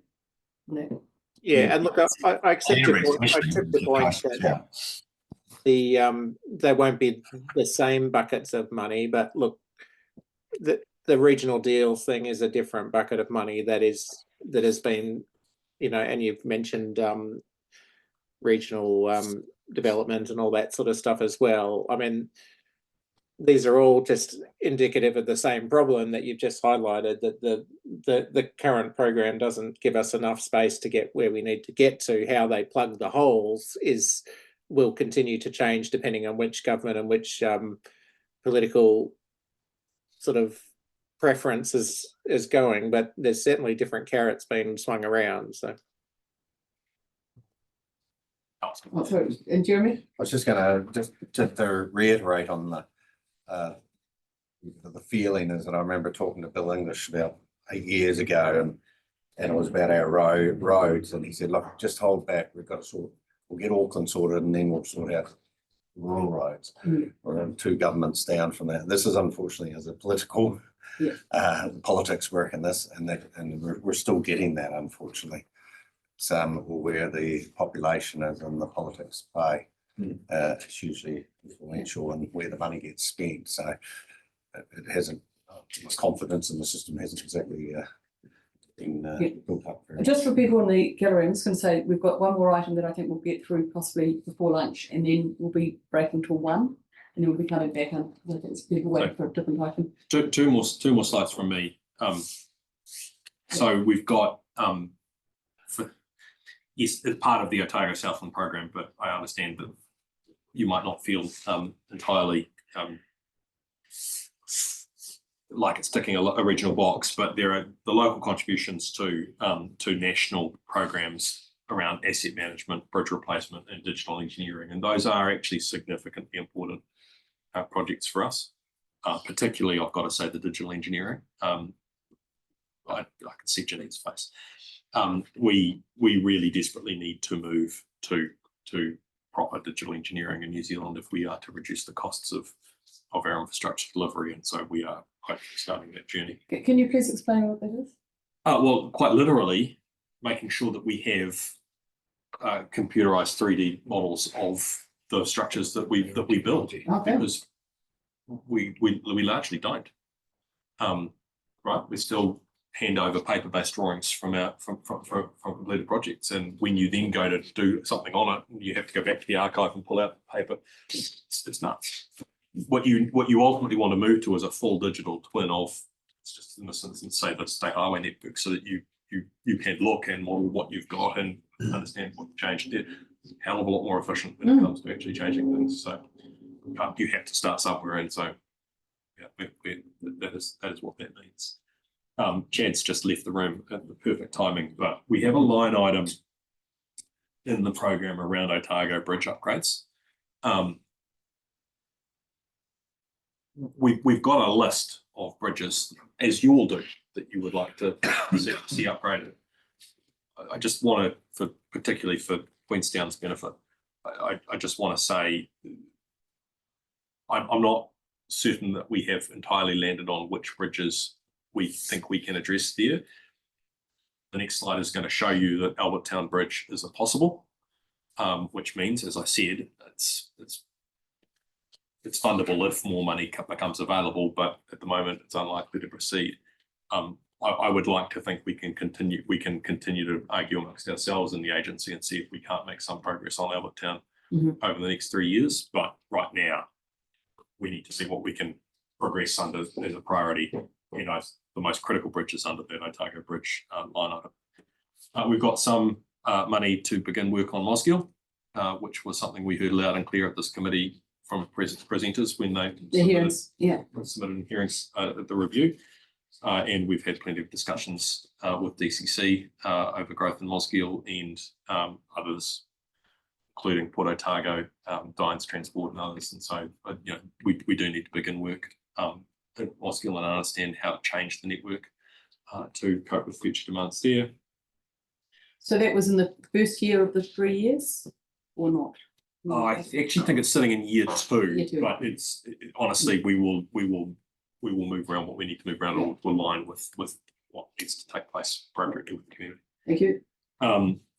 Resilience, I just did want to touch on the Kartiki Strait, because Chad referred to the rock armouring that we'd already done in terms of the previous item, in terms of delivery. We're well aware that's an urgent need of more work, quite urgent need of more work, lest the state highway fall into the ocean. And so I would expect to see progress on the Kartiki Strait north. Sorry. There's blankets up on the left, and I wasn't sure if it's about falling into the road, falling into the sea, or things falling on the road. No, it's definitely into the sea. Yeah, it's the rock armour the two parts along the shore side. Yeah. Just so when are we going to acknowledge sea level rise and erosion and so the rock armouring for the Kartiki Strait is really only a 10-year solution. It probably buys us the time to do the work to work out what we need to do, because you know as well as I do that isn't an easy geography to work through. There's a railway line on the other side of the state highway. We have to work out how to basically get the state highway between Palmerston and Moiraki without falling into the ocean. Gotta go about 100 metres in then. Yeah, that's right. Yeah, but that's not as there's quite a lot of hills there. So I'm just looking at it though. I mean, we talk about climate. Yeah. We talk about climate change and erosion and all these things, and then the rock armouring, the hell out of it. Yeah, as with all of these things, you're trying to balance near-term risk versus what is the medium-term plan. And on all the resilience corridor work that's listed in the same item, building your way out of resilience is an extremely expensive exercise. And at a national level simply won't be possible. I think Waitaki are giving up on some of that. Sorry? I think Waitaki are giving up on some so of it is about balancing risk. We're not giving up on anything. Oh, sorry. I must have misread something. Last slide is really just the list of high-level possibles that were listed for us in the NLTP. So as I said, possibles are projects that met the criteria of the GPS, but not the priority. So there are projects we would like to see progressed, but we simply do not have the revenue available to progress. And you won't unless you get a good story, or will? And we won't unless other projects are significantly delayed, for example, and that allows cash flows to change and those sorts of things. So at this stage, as you have seen referred to in, I think, Alexa's email, the line is progress is unlikely unless things change. But getting ready, just in case something is delayed, is the best position we can be in. That's it. And to be clear, that last item, Franklin network improvements, that is the next phase of Queenstown. Thank you. And Quentin has a question, which is hardly surprising. No, I apologise to if I do, but I just wanted to highlight that, you know, the size of those two projects on the bottom two lines there alone is somewhere in the order of $200 to $250 million. So, I mean, the chances of us finding $250 million are next to zero. So, but I did want to, I mean, I am conscious, I mean, how I expect you're progressing and have already got a fair bit of work done on the Frankton Flats improvements around what you're going to do, but how far along are you going to be able to move the Albert Town case in that time without a significant allocation? So good points. So on Frankton Flats, as it's part of the Queenstown package, that full package has been designed. So the Alliance has the designs ready. We simply need the construction funding to be able to place it in the pipeline of works as we progress 668. It is a larger price tag, but and clearly it can't progress until BP's completed either. That's exactly right. So as to timing, its timing is really contingent on progress at 668. But you'd want certainty before you were finished, so that you knew the work was coming. You want to build that pipeline. That probably is a cash flow question. So yes, you're right. The sums of money involved are not small, but in the grand scheme of the National State Highway Program, delays on a couple of very large projects in the North Island would fundamentally change the available cash flow, right? So it's not an unreasonable thing to have it sitting there just in case. Albert Town is, I think, almost the opposite, and you ended in the right way. That one needs business casing before you would progress to actually building something. And the business casing work is a hell of a lot cheaper than the actual building bit. So the early year cost on Albert Town is relatively low compared to finishing it. So it will come down to the point I was making earlier. What are the bridge priorities that we have across Otago and our other line item on Otago bridges, and is there enough there available to progress business casing on Albert Town? So we'll keep looking at that, Quentin. Yeah, naturally.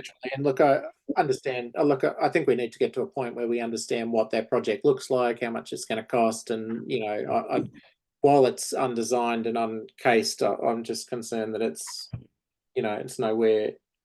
I mean, it's not even possible until it's got that piece of work done. The other piece, you're remiss not to sort of highlight the interdependencies with the Hawea wastewater pipeline project, and just to highlight that.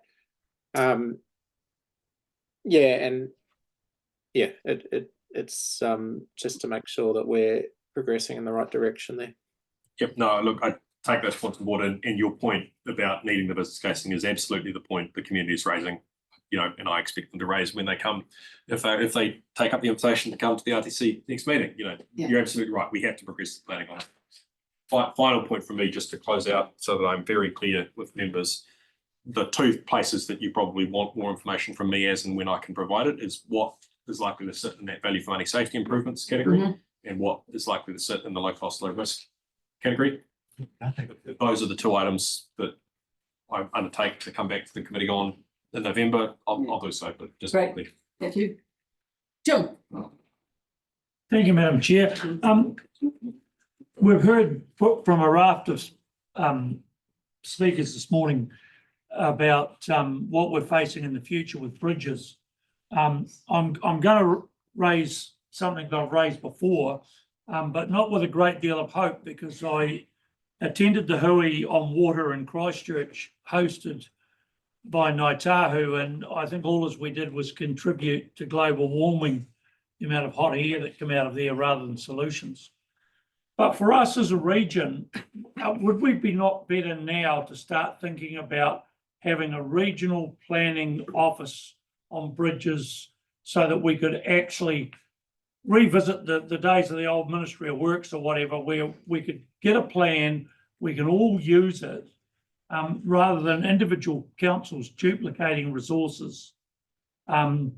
Because as you say, it's probably over the next 30 years that a major focus is going to be on renewing bridges.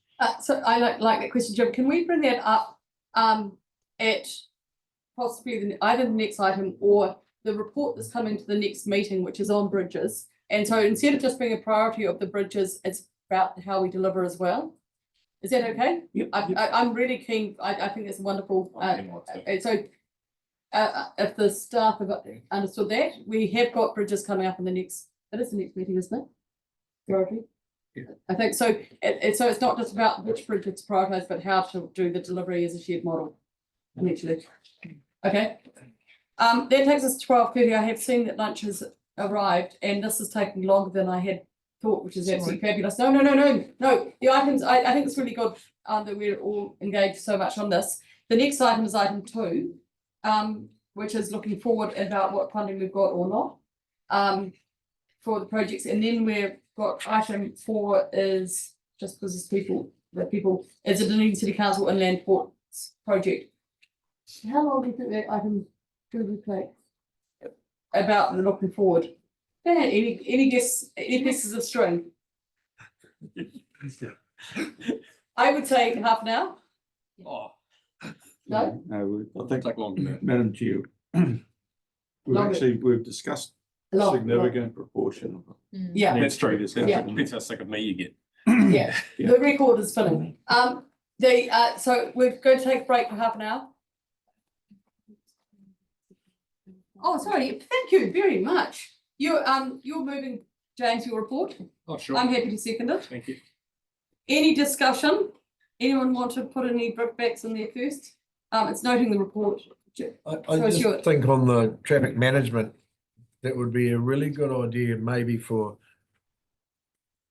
our authorities to get a clear balance of where it is, because it really worries me that we have a risk averse and local government completely, that nothing will change because of fear of not making change to cut budgets will be, someone could be, and it just worries me there's not a clear line. What did it look like 5 years ago, 10 years ago? What does it look like now? It's got to change. So do you want to take that up? Maybe you back for your council, or do you want to take that up here? Well, I just think if you were sitting there and you were frightened that you may have injury, and I'm on the rural fire, I'm on fire as emergency, we've been trained and drummed into us, we must have. Now the rules of the goalposts have changed, and there's not many people who sit there going, oh, but we've been taught this way. If we don't do that risk, someone could get hurt. At the moment, the person getting hurt is the person paying their taxes and their rates and So the bit there, so we've had the report. We know that the process is changing to risk. And I wish we'd stop being called fire actually, because in reality, fire is a very small part of what you deal with. No, yeah, but I mean, it's a whole package of management of traffic. Yeah. So the question there is, how does this roll out and this liabilities? Yeah, look, I'm happy to engage with Stuart directly for. If you can engage and then maybe share that. Equally, I suspect that there's interest wider than that. I'm happy to. Yeah, if they can come back, and maybe it's important, once it's all signed off. Well, it's signed off from our point of view. It's about how it's implemented by industry. Okay. Now, so, Janine. If I might, there's some really interesting material on the NZTA website that kind of takes you through it to try and explain the change in approach. So I'll send that through. If that can be sent through the links, but I think that's the important thing here is it's not just for TAs as much that risk management is about a lot of organisations who use it, and we need to make sure that it's well articulated and you guys understand it. It was ultimately about cutting cost of doing the business that people are doing. Yeah. And the risk that we have in the people around our rooms and our tables where we go back to, they do not want to be responsible for risk or accidents or health and safety or whatever. So it's had a cost. It's a pity that the number of cones may deter people from having the risk when the risk is actually always there. Yeah. Okay. If you can engage, but if we can share the information with and see what you feel comfortable. If you've got any questions, go back to James. I am going to now suggest that we break for lunch. It is sitting there waiting for you to get back here. Is 1 o'clock, or do we want shorter? Do we want 20 minutes so we can keep on rolling? Because people have got long places to travel to. 20 minutes or half an hour? 20 minutes, lunch. We'll be back here at 10, and I don't think we'll be on to item 4 until probably about 10 past. 10 past food. 10 past 1. Thank you.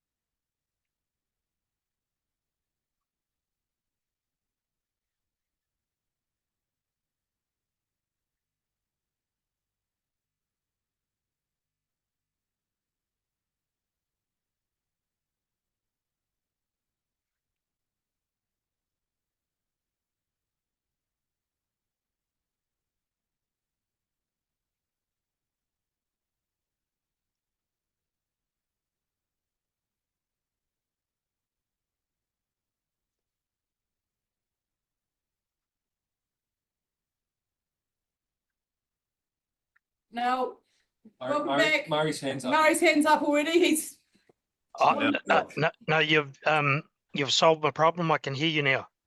excellent. No, we were a bit late. Apologies, Murray. We decided to eat and talk more than I had anticipated was required. We're a keen bunch. Okay, thanks. You missed out on some really good gossip though. Okay, as long as it didn't involve me. No, it didn't. We weren't talking about you. No one on Zoom was talked about. It was one of the rules. Excellent. No, welcome all back. It is really good to hear everyone getting on so well and over lunch, and it's a treat meeting up with you guys infrequently, but it's always good value. The next item is looking forward and what the proposals is for funding. Now, the staff have prepared a report, but they've also prepared another report. Is that right, Lorraine? Yes. Are you taking the lead on this one, or I can do. or We have just circulated the papers and we can bring them up on screen. And so, as is noted in the report, we looked at the funding granted through the NLTP, what came out in the final decision was sort of different to the activity classes in some cases of what we think. And so A, we may have made a few mistakes, but B, we, as was noted earlier in the meeting, was the final coming out the first week of September and us getting an agenda together. We've just added in on the spreadsheets on the table some of the other improvement category in terms of the low cost, low risk. So that's what's on the blue pages. And we can, depending on time, we could go around and the different officers can talk to the report. so should we have up on the screen this picture or the page one? I think it's not. Do you want to start with Otago or with Southland? We've been start with Otago. We'll do Otago and yeah. Not that I was going to say a lot about it, but just sort of to follow on from the discussion that we've just had with James' presentation on NZTA. I mean, there are for both regions big black numbers against the in terms of the Otago and South of the NZTA programs. And so while there's a lot of rents against our own individual councils, the investment of the money that is there and it is coming into the regions. In terms of Otago, we have probably about a 19 or 20% less than what we overall bid for. But again, just to follow the conversation, we prepared our LTPs in a very kind of, I guess, changeable environment with the various draft GPSs that came out. And in the GPS, which is the latest draft, which has become finalised, it's very clear that public transport, so that's obviously the key thing for Otago Regional Council. The funding directions or the funding indications were quite clear. So yes, we haven't. We have a big, if you like, funding gap between what we bid for and what we've been allocated. But you've got to recognise there are significant increases for all councils on this previous period, and a lot of that is maybe driven by inflation, but at least in PT, some of it is driven by the fact that we did improve and expand some of our deliveries over that with that funding that was available, and so now it's sort of included in the baseline funding. And yeah, of course, I don't sound like I'm really happy about it, but I just wanted to say that it's sort of, it is what it is. And in all fairness, it was it's a consequence of the GPS and I believe it's signals. Do you want to talk to Southlands? Before we do this? Not necessarily specifically about Southland, because I think the comments are still relevant. The issue in trying to put something like this together this time around was the fact that our RLTP was based on figures that were submitted to NZTA in September, October last year. And have been subject to some discussions between NZTA and the road controlling authority as to whether they were appropriate figures or otherwise. And so when you start looking to compare the RLTP with the NLTP, the tables in the RLTP are different because they changed the activity classes. We had to get into some sort of a breakdown of those figures.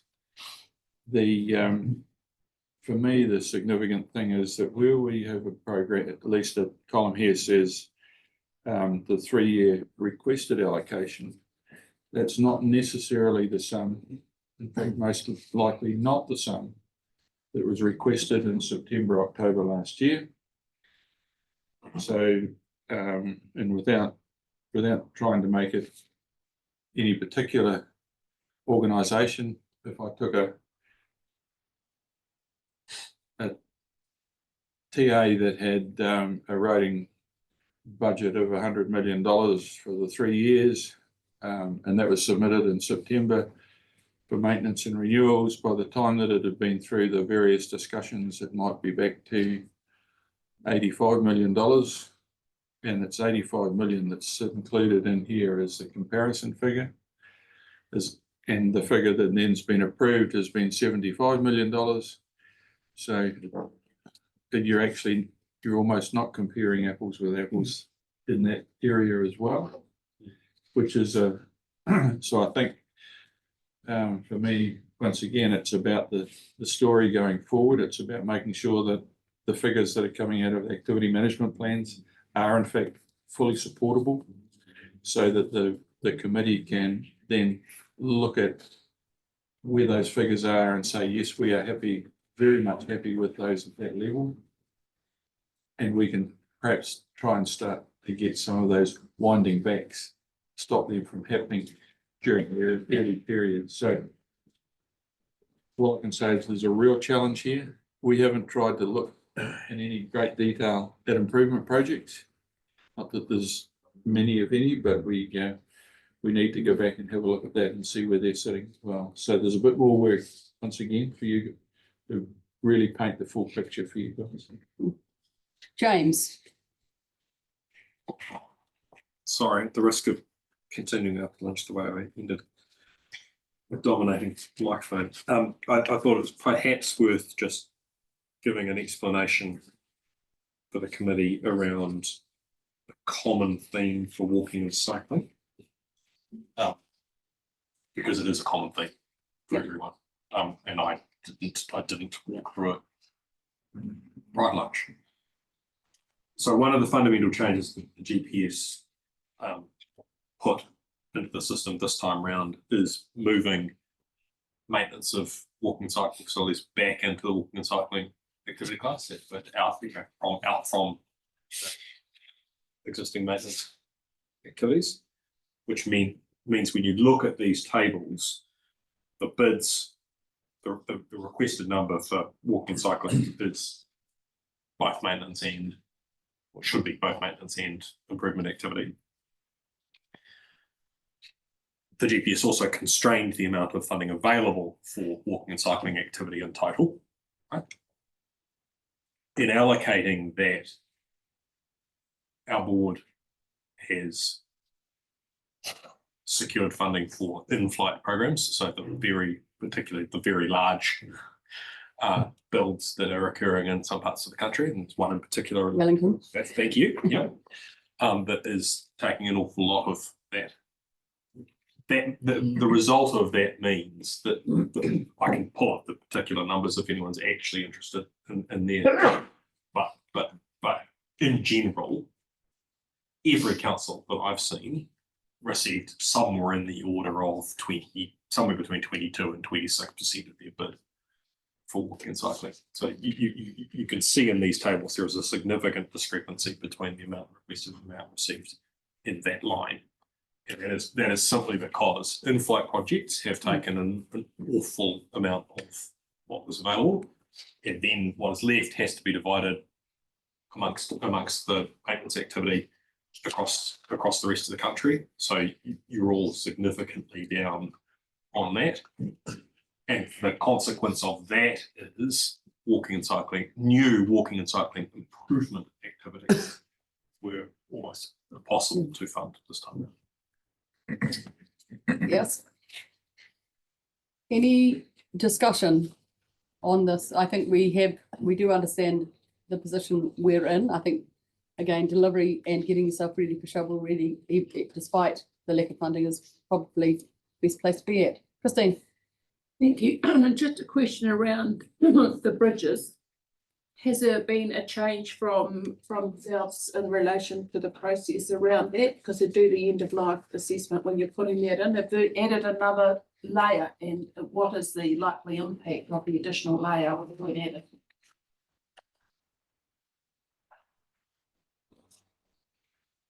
I'm not aware we've added a significant new layer. You can correct me in process in a second if you need to. The big change that's happened with bridges is where it's funded from again. So in the last period, they were funded out of continuous programs. This time they are funded out of improvements activity class. The fundamental truth for bridges is exactly as you say, proving end of life. And if we're agreed on that, then we can move forward towards replacement. It is simply about balancing the available resources against the need. But in all the specific conversations I have had to go back on into our machine to work out how to prioritise a bridge, the one clear instruction is, if we are at end of life, we will do our very best to. If we agree we're genuinely at end of life, we will do our very best to move that. So is that based on the end of life assessment that's in, or are you requiring another economic assessment in order to progress it? Should be on the one that's in. Right, thank you. Should, Jeremy, should or is? Well, is to the best of my knowledge. Jeremy. Just viewing these figures and on also looking from the basis of what Russell just explained, that to be honest, some of these numbers are actually probably smaller than the initial requesting, sort of negotiated down, because the original numbers from September, and then they sort of got tweaked down to these numbers, and then they're working off the allocation or the reduction or lack of allocation. I mean, how do we fix this problem? Because this is the community saying this is what we need.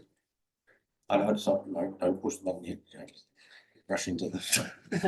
I mean, this is when you've got a government that's indicating driving the economy, wanting GDP growth.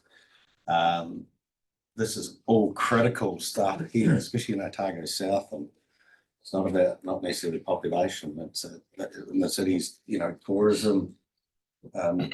It's the whole economy that it's critical. We've got such large areas that we bring so much to the economy, New Zealand's economy. But this would be indicating that we're draining you, not putting it back in where it's coming. So I'm challenging, and more to the point, how do we change these numbers then? I suppose is it's not about a vote, a political vote. It's actually, we don't have a big percentage of the population, so we seem to get left behind a wee bit. So I'm challenging. I'm not sure that James can answer that question. I know. I'm making a statement, but it's more around to us too, around the table. James. Saying how do we get this better? That's right. I can't sum it. I don't think I should, but I do think it is important. There's one column missing from this report that, from my point of view, is useful. Perfectly fine not have it there. And that is the funding from last period, right? Because Oh, sorry, I apologise, I'm looking. Yeah, at the wrong- 3 you years. know, that's the one I think you should really focus on, But that- because take Russell's point about the changing in the numbers from any slice in time, blah, blah, blah. Particularly in the maintenance categories. I mean, those uplifts are significant across the board. They are real and meaningful. And yes, they are in many cases largely driven by cost escalations within the sector over the last 3 years. But in that sense, you're not. But they also have to be equal with rates, don't they? Yes, yes, but that's because Yeah. you bid on them. But If I can add though, we're we're behind the 8 ball already. We're not improving. This is getting absorbed by inflationary costs.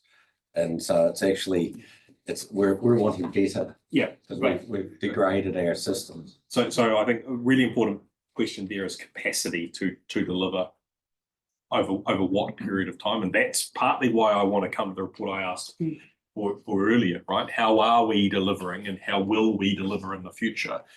Take the state highway network for ourselves. So just talking about us, because it's relatively easier and that way I'm not calling anyone else but ourselves. We can't turn around the levels of service on the state highway quickly. There simply isn't the capacity in the sector to be able to do it. If we poured more money into the system because we were somehow magically allowed to, we would simply escalate costs. We just ignite another inflation bonfire. We have to slowly plan to increase our delivery over this 3-year period and have the funding certainty further out in the future to be able to guarantee to the industry that we will be able to deliver in future. So if you look at our levels of service on state highway, I'm happy to bring you the numbers or provide the numbers to officers as part of the report. You know, what you should start to see in early years is just the slowing of the decline or the stopping of the decline. You won't see the improvement in the levels of service on the state highway until you get to future years, because you simply cannot ask the industry to double its output in year one. It's going to be very interesting for us to learn from your experience with your contracts and changing that. That's why whether we can do that as well collectively.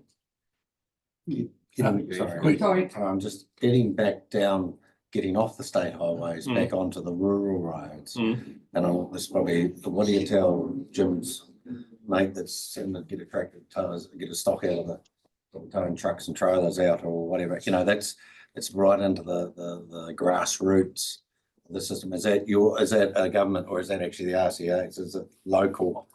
I think it is like an RCA conversation, but it's a microcosm of the same thing. We've all got increased money. Yes, a lot of it is taken up by cost inflation, but you know, a fair amount isn't. And if you look at your 3-year program or beyond, I very much doubt you will be planning to do the same level of activity in year 1 as you will be planning on doing in year 3. It will be a question of prioritizing on your network and the levels of service. I have no idea, and this, I'm going to call it hypothetical. I'm not suggesting, Jim, you were making it up, but the hypothetical farmer who needs the tractor, I don't know whether that's just one farmer down one road or he's on a road that services, you know, it's a main road that services whole communities. You will prioritize differently accordingly, but it is a complex task to start to increase the maintenance activity on our roads. It's not just as simple as putting more money in the system and getting better out of it immediately. Lorraine and then Christine. Oh, is that me? No. Oh, sorry. I've seen you now, Mario. I hadn't seen you. I'll do third. And I'm not defending the transport agency, but I can say that talking with colleagues around all the regions, like all of the regions are feeling in the same boat. Nobody has enough money. I think that point has been made. And the reality is, under this GPS, the only regions that have really good balance sheets are the ones that have a few wrongs in the region, because that's where the money's gone. And that's why I was saying that's what the GPS said. And that's the environment that we're all in. None of the other regions are feeling flush with their own programs. because that money still, got the wrong, sits in the state highways program and or the pothole prevention. But so I think there's not a lot that the probably the regional transport committees can say in this environment that wouldn't be better raised through, I guess, the South Island or even the whole regional sector. Okay, thank you. Christine. Thank you. It would be lovely to talk about improvements and what we're doing now, and I'll ask on Hartley's help there, but looking at our previous 3-year funding and the funding we have now, there has been a substantial increase, but I think with that, we can do one less bridge.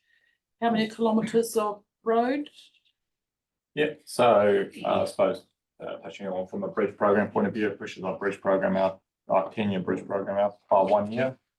And to Russell's point, I suppose earlier, it depends on what numbers you want to use. But based on, I suppose, the numbers on the sheet in front of us, that's about 55 kilometres of less road renewals over the 3-year period. So it does have an impact, but I think also Christine's point around even improvements, safety improvements, particularly for a council like ourselves, there's no safety improvements for the next 3 years, and you start having to give up activities.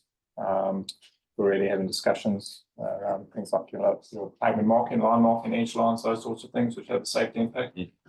So yeah, it's not. Well, I appreciate, I suppose, the comment around increase. As I mentioned, most of that's driven by cost increases, not necessarily program increases. And so my comment on probably the question of how it becomes more visible is potentially not, I'll say, hide the numbers of what the activity plans are actually saying around what network needs are, and keeping those at the forefront of mind, including over the next 4 to 10 years. Because in theory, if you want to know what the problem looks like, and the agency has got those numbers, because we have to submit them as part of our bids, is to see what the next 10 years looks like. The plans, and that will tell you what the potential deficit is and where the priority should be. And we're talking about reducing some of our sewer roads to gravel with our community already. Yep. Thank you. It is hard times. I've got Murray and then I've got Stuart and then John. Yeah, we feel that the rug's been pulled out from underneath us, basically. We talked about escalation before, and there's been about 30% escalation over the last 3 years. And so our request was pretty much based on just keeping up with that. And so to get less than we requested means it's actually a cut. But one of the well, a couple of the points that really are causing us an issue is in the local road operations, we're sort of being asked to do things smarter and look at innovation and that sort of stuff. But network and asset management is in that activity class, and that's where your our in-house professional services and our external professional service providers are paid from. So we're reducing reasonably significantly the amount of money that's available for that work category, which then hamstrings us in terms of being able to do things smarter. And we're already running on the smell of an oily rag. But the other major thing is flexibility. The ring fencing of a number of these work categories that were together in the maintenance and operations and renewals, and allowed us to deal with floods and other climatic events, minor to medium events that didn't meet the criteria of getting emergency funding. We were able to shift money around to deal with those situations, but that's no longer, we've no longer got that ability. So the chickens are going to come home to roost at some stage, I suspect, over the next couple of years because of that situation. Noted. Right. So I won't. Yeah, I think that's just something that's noted, and as Lorraine said, it's obviously at a regional level, everyone is somewhat in the, oh. James. No, I am. I just, Murray, can you clarify? You said you didn't receive what you asked for. I've got you down receiving exactly what you asked for. Are you talking operations or pothole prevention? So I'm talking about, so pothole prevention, we got 100% of what we requested. Thank you very much for that. But the local road operations, we got, I think, 86% of what we requested. But we thought we were pretty prudent in what we had requested in that area. And that combined with the complete inability to be flexible now puts us in quite a perilous position if anything untoward happens. Yep. And you've got things like environmental maintenance, which covers your snow grading and ice gridding and floods and spills and stuff, which is pretty unpredictable sort of stuff. But you know, we don't, if we get a number of those sort of events, and as I say, they're unpredictable, then it causes us quite a major problem. So thanks for clarifying, Murray. I agreed. I referenced right at the very beginning of my earliest remarks the constraint on operations activity. That is simply a constrained activity class across the entire country. So you're in the same situation that we are for operations, and I agree with you. I know your points around the challenges of managing that operations activity class across the next 3 years. It's going to be difficult. I think it's a really good message to be given there, thanks Murray, that we need to, looking at the next, well, 2 papers away, the regional land transport plan, new one, we have to start messaging some of the system issues.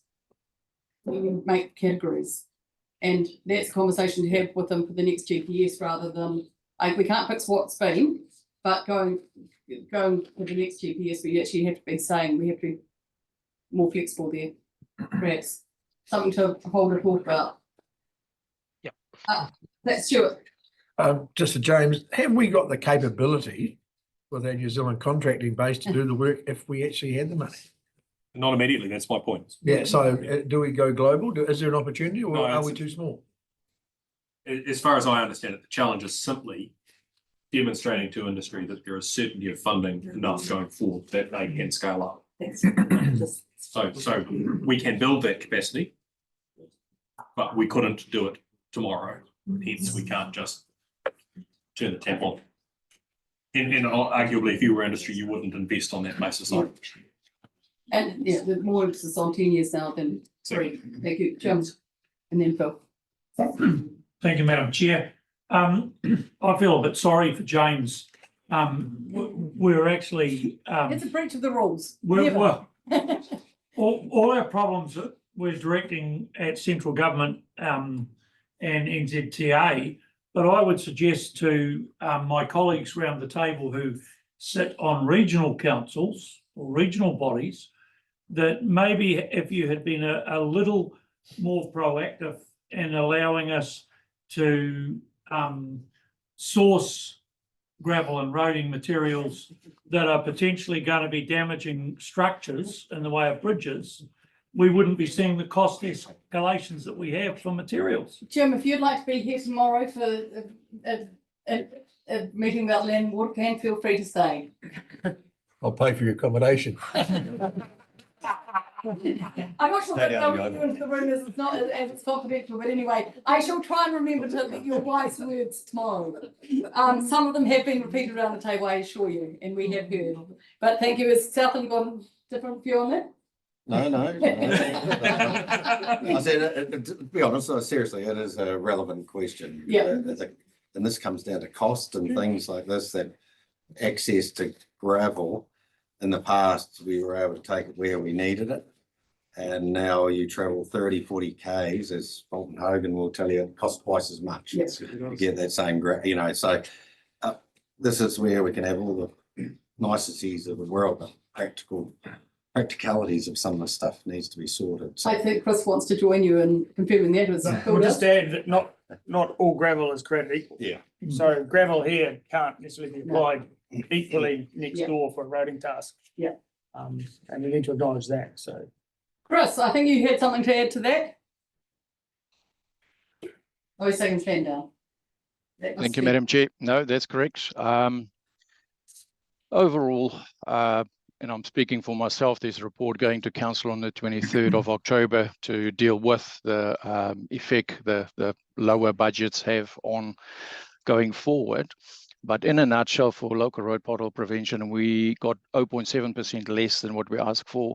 And for local road operations, we got 5.7% less than what we asked for. That, in my personal opinion, is still manageable. And if you look at the greater picture of 21-24 allocation, it is $11.3 million more than what NZTA gave us in 21-24. That's a 23% increase, and we should not lose sight of that in today's constrained financial situations. I think that, from my personal perspective, is commendable from the NZTA, that we still managed to get a 23% more than what we had for the previous 3 years. We're still $6 million over the 3 years short, $2 million per annum. And as I said, we will deal with that with council on the 23rd of October. The biggest challenge for us is the 72.5% reduction in walking, and specifically footpath maintenance and footpath renewals. We were given a reasonable amount for the footpath renewals, half of what we asked for, but we're going to have to transfer in that activity class. We're going to have to transfer most probably $70,000+ per annum back to footpath maintenance. We've got existing contract commitments that we have to keep up, and so therefore it's going to leave us with a very small amount of footpath renewals. We fought long and hard for footpath maintenance and footpath renewals to form part of the NLTP, and it's disappointing to see, and it's not NZA's fault, it is the government of the day that has decided to put the focus away from walking and cycling. So from that perspective, change the government or change the GPS. I agree with that. The other disappointing fact, and it doesn't actually come through in the slide you've got up, is road safety promotion. It says here that we've got the 190, and it were given the 190,000 per annum for the 3 years. But that is not true, because we were asked to resubmit at that level. Originally, we were asking for $324,000 for the 3 years. So there's significant challenges that we have to deal with that. And unfortunately, it's not a pot to repair. It's something that's got a human face behind it that we all have to deal with and look at options, how we're going to manage that. Other than that, we only had 4 projects for low cost, low risk. And of that, the $144,000 per annum to continue with our LED retrofit is the only one that survived. The dual laning of the Kaitangata Highway underneath the Roe Bridge did not get any traction. And obviously, with lower attention on cycling, the cycle path that we had planned for Belclutha to the Finnegan freezing works did not get any traction either.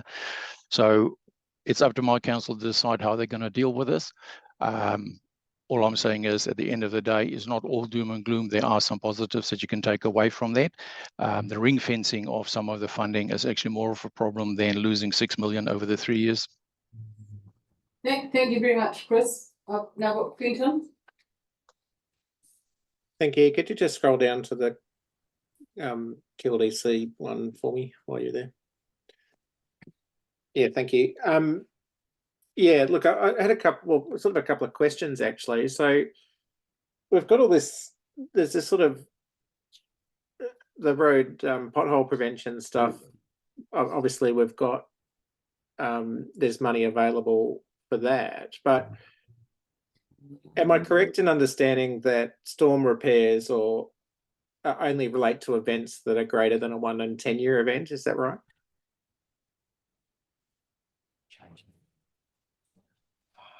We're currently, we consulted a couple of months ago on changing our emergency works policy. We haven't yet changed the emergency works policy. So yes, 1 in 10, I think, is the threshold under the current policy, proposed to rise.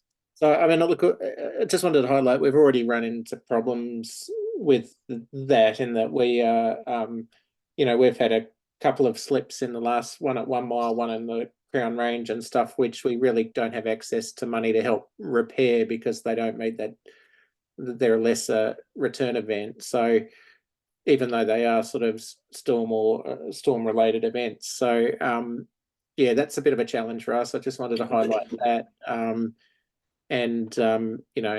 don't need to go on about the impact of the sort of losing $15 million out of our low cost, low risk program is pretty challenging for us. But yeah, let alone the walking and cycling improvements. James is going to respond to you, Quentin. So not directed at you, Quentin, but by way of just clarification on both those points, because it's the first time they've come up. So low cost, low risk. You will have all seen what's happened to low cost, low risk. There is almost no low cost, low risk in any category across this NLTP period. That's a function again of just how constrained the activity classes are across the board. So something flows into the other. At the risk of opening a can of worms on emergency works, noting that the board hasn't yet made a decision based on the very voluble feedback provided by sector on the consultation on changing the emergency works policy. I think it's important though to understand the point of principle at play here. The board has a statutory requirement to stay solvent. Knowing the level of emergency works that we have had over the last period and knowing what we can likely expect over the next, the board really is faced with one of two choices. Restrict the criteria for emergency works funding, which I absolutely acknowledge, Quentin, you make the point, puts greater cost back for local road control authorities on ratepayers, or hold back more money, approve even fewer projects to go forward as contingency against future emergency works. So there is a balancing act there because we only have the money that we have based on cash flows. It's very simple. Presumably you're Yeah, also, presumably you're also, as in State Highways, have to provide for the events on your own network. So that's increasing. Yes. And equally, you need to ensure that councils or local control authorities are developing their roads to a higher standard to prevent damage. That or to be honest, putting in place plans to build back, and come back. So you don't overbuild, you just respond. But yes. Sorry, Quentin, I just want to check on those first. That's fine, and I understand that, but I suppose we can't even afford to do the emergency works regarding the clearing, let alone the actual extensive benching and retaining and whatever else is required to provide resilience for that road. Now, for us, and I won't harp on this, but that it was only a few small years ago that was a special purpose road, and for what a better term, and we had a very high level of subsidy and support. That over a period of 5 or 6 years is stripped back to next to nothing. It's one of the most expensive roads in the country to keep open because it's our highest alpine road and it's got its own unique challenges. But that is, it's putting us in a very tough situation. We've already cut back to closing it during night times because we can't patrol it overnight. We can't afford to patrol it overnight now in winter, and that level of service could be constrained even further, which is, for such an important road is pretty challenging. But anyway, I'll just wanted to reflect that. I would reflect that although we want to maintain our roads and look after them, not many of us were jumping up and down saying we need more money for potholes, but we certainly need more money for other things. So yeah. I think everyone understands GPS is what has not necessarily, excited everyone. I think it's also really important though, living in an area where our road gets closed by NZTA regularly and for long periods of time, be careful what you wish for, because if you're not in charge of your roads, they may be yeah, they may not be as open as you want them to be, and the businesses are substantially affected otherwise. So Just And going back sorry, to, sorry, I did have one minor other Oh. query, sorry, and that's I know it's a small one, and maybe James can come back to me on this, but and I mentioned one before, the golf course road intersection on Ballantyne Road, which we don't appear to have secured funding, and the Capel Ave one, you know, at that level are causing us real dramas as well. So what's the question? I suppose it was just saying just to acknowledge that those things are causing us problems. Is there any other pathway to securing funding for the golf course road roundabout, given its importance or intersection? local funding or other third party funding, I think, is what the cleaners are doing, unfortunately. And be careful wishing for tolling, apparently, if you're in minute or two. Sorry, Stuart. if emergency funding Microphone, please. if emergency funding for roads comes back to what we're talking about once in a 10-year event, that goes straight back to Jim's point that a lot of our issues are relative to a regional council problem with gravel and trees and bridges, that it's pretty unfair to come back onto the local authorities again. We're hearing you. Good. Thank you. Anyone else want to pass us up? This is what James gets all the time. We're finally getting a wee bit of flack ourselves. Jim? Oh, no, I'm just giving warning, I'm please. going to leave at Thank you. 2:45. Excellent, that's great. And we're about to go to you, Janine, as soon as I've moved this paper. Yeah. Oh, you want to? Sorry, can I just, I might just cut James a break. Yeah. And say Go that, that we were. Third time today that someone's been nice to James. I'm a bit like Christian from a DCC perspective in terms of operations and maintenance. We were pretty happy with it. Our bid being fairly close to the asset asset management plan. There's a little bit of thinking to do around the changes of activity classes, but from I'm currently sitting at about 26% up on my overall renewals for the next 3 years. So My scaling was, she knows perfectly well because I'm involved in the project that didn't get funding. So anyway, and James knows that too. Thank you very much for that comment, Janine. I'm happy to move that this report be noted, and I'm sure James has taken those comments, especially about the classes and the inflexibility, and Mark's other issues down as noting and thinking about. Anyone wish to second voting support? Thank you, Jim T. Any further discussion or comments? All in favour, please say aye. Aye. Carried. I am absolutely not heading to any time frame at all today. Apologies to anyone who's been requiring or waiting for the next or any other paper. Item 4, Dunedin City Council are going to talk to us with about Inland Port Project and where they're at with their report or otherwise. Janine and Helen, is it? yes, so I'm going to hand it over to Helen to do most of the speaking. So this is a result of some work that we've been doing around freight movements, and I might just ask everyone to I did note a couple of comments that were passed through earlier on about moving the things in our drawer up higher. And this work here is about looking at economic productivity, which translates in my world to freight. And freight, we all know that freight has a direct correlation to GDP. And so if I were to read the GPS and think about what's possible and what's good about it, I would be looking at the opportunities for freight. And I know that I'm preaching to the conversion around the table, but just a reminder that Otago Southland has a very, very healthy freight sector with one of the New Zealand's finest ports, in my view. And a very large export sector. So that being said, that promotional video over, I'll hand it over to Helen. Thank you, Janine. Probably a starting point is where this work came from and what it actually focused on. So we know that prior to,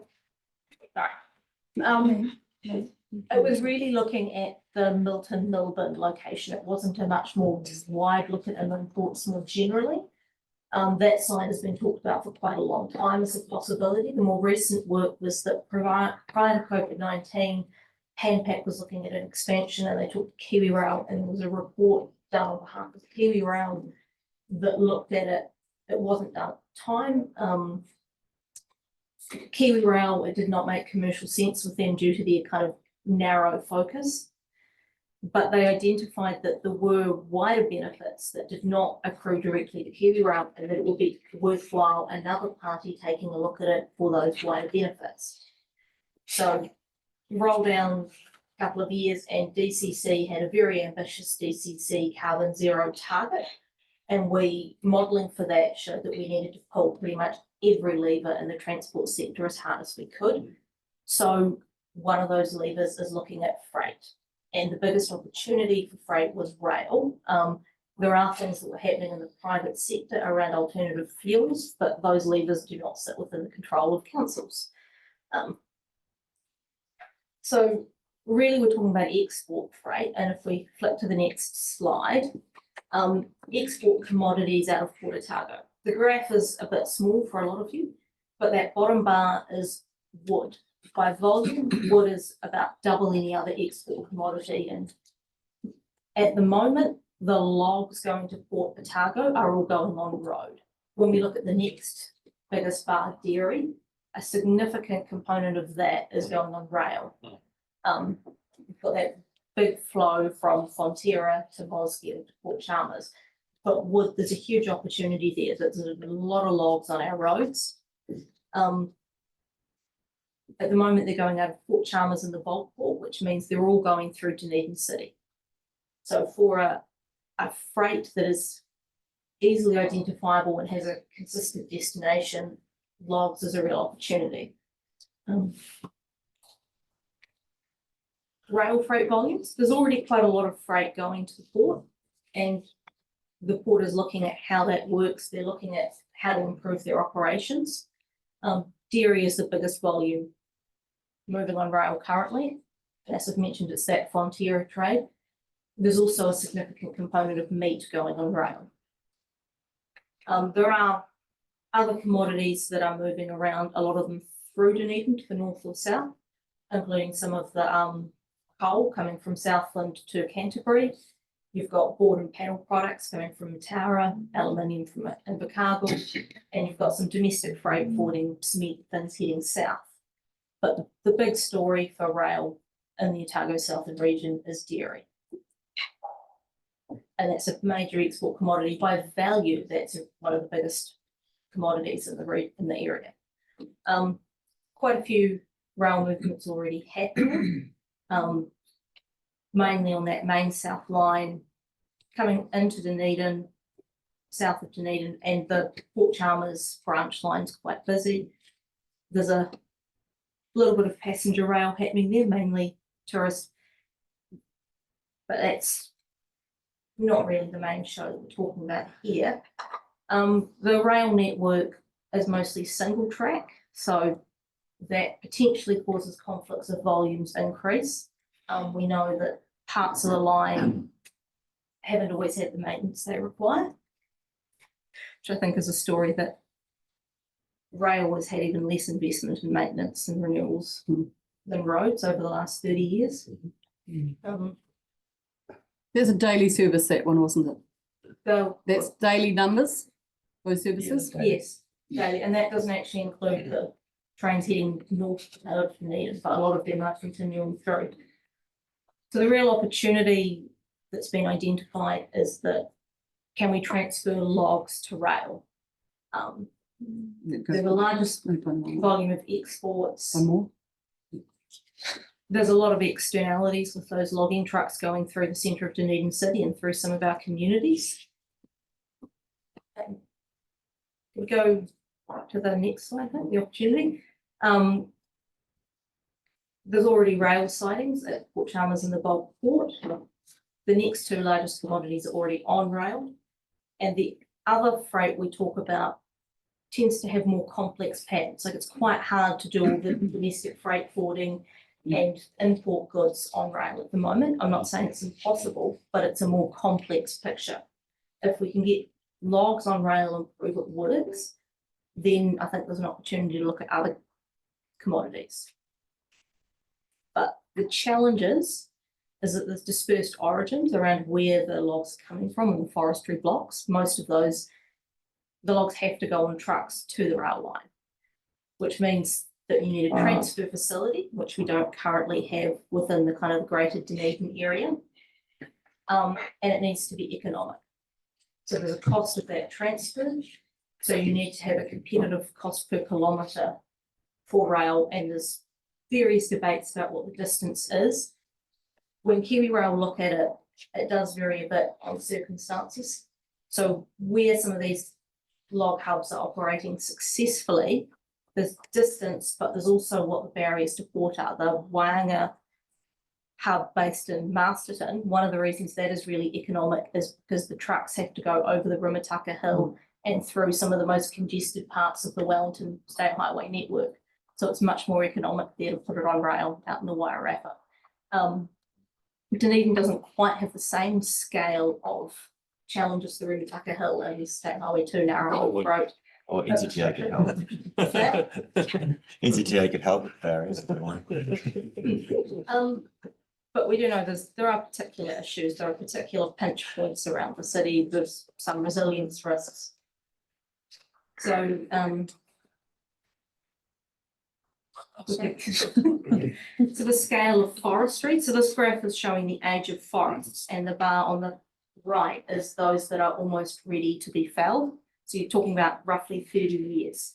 So there is and the orange bar is the full Otago Southland, while the blue is focusing on the Dunedin Clutha, recognising that Dunedin Clutha is what we'll primarily be looking at. Some of the further out Southland logs is possibly a different supply chain you're looking at, but there's a reasonably good kind of consistent pipeline of trees that will come to harvest over the next 30 years for return on investment.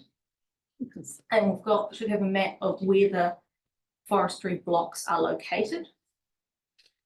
So there's quite a substantial number that cluster roughly within a shortish distance of the railway line in the Dunedin Clutha area to the south of Dunedin.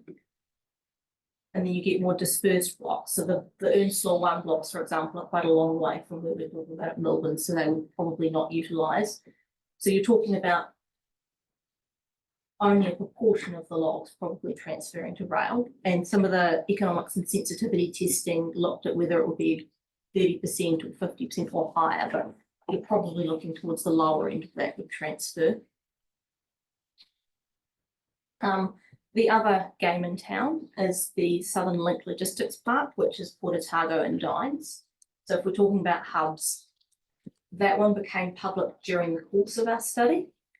My understanding is that it is driven by Port Otago's need to manage their sites with limited land at Port Chalmers and wanting to improve operational efficiency. So some of the port operations wanting to move off-site and then going in with a logistics partner. Its location in Mosgiel raises some questions about the land transport network and how it will be serviced. There's broader questions that DCC will be needing to look into around what that means. It doesn't currently include a log transfer facility from what I've seen of the plans. It's more looking at a lot of what's currently packed at port. So some of the freight currently going into the port on trucks is then packed in sheds at Port Chalmers. And Port Otago is wanting to free up that land to do something else with it by having that pack at port happening in Mosgiel. We know on the roading network, and it came up in the projects that NZTA is intending to fund, that State Highway 1, State Highway 87 intersection at the entrance to Mosgiel is one of the more challenging ones with the growth happening in Mosgiel. There's also, when you look at the modelling, that the next one along Riccarton Road, which was previously looked at as a bypass, will also have declining levels of service. So the truck movements to that hub, depending on where they're coming from, there's a need to understand what that means for the broader roading network. It's also quite a short distance from Port Chalmers, which depending on what you look at, may or may not impact the efficiency of it. If it's primarily about shifting port operations off-site, then that's probably an advantage. If you're looking at the transfer of logs, it's a disadvantage to be that close because you lose the cost per kilometre advantage of rail. Because rail on a per tonne kilometre basis is generally cheaper, but you have to go a sufficient distance to offset the cost of transferring it. So the site that is preferred is within Melbourne. It's across the road from the Panpack factory. And it's in between the State Highway and the Main South line.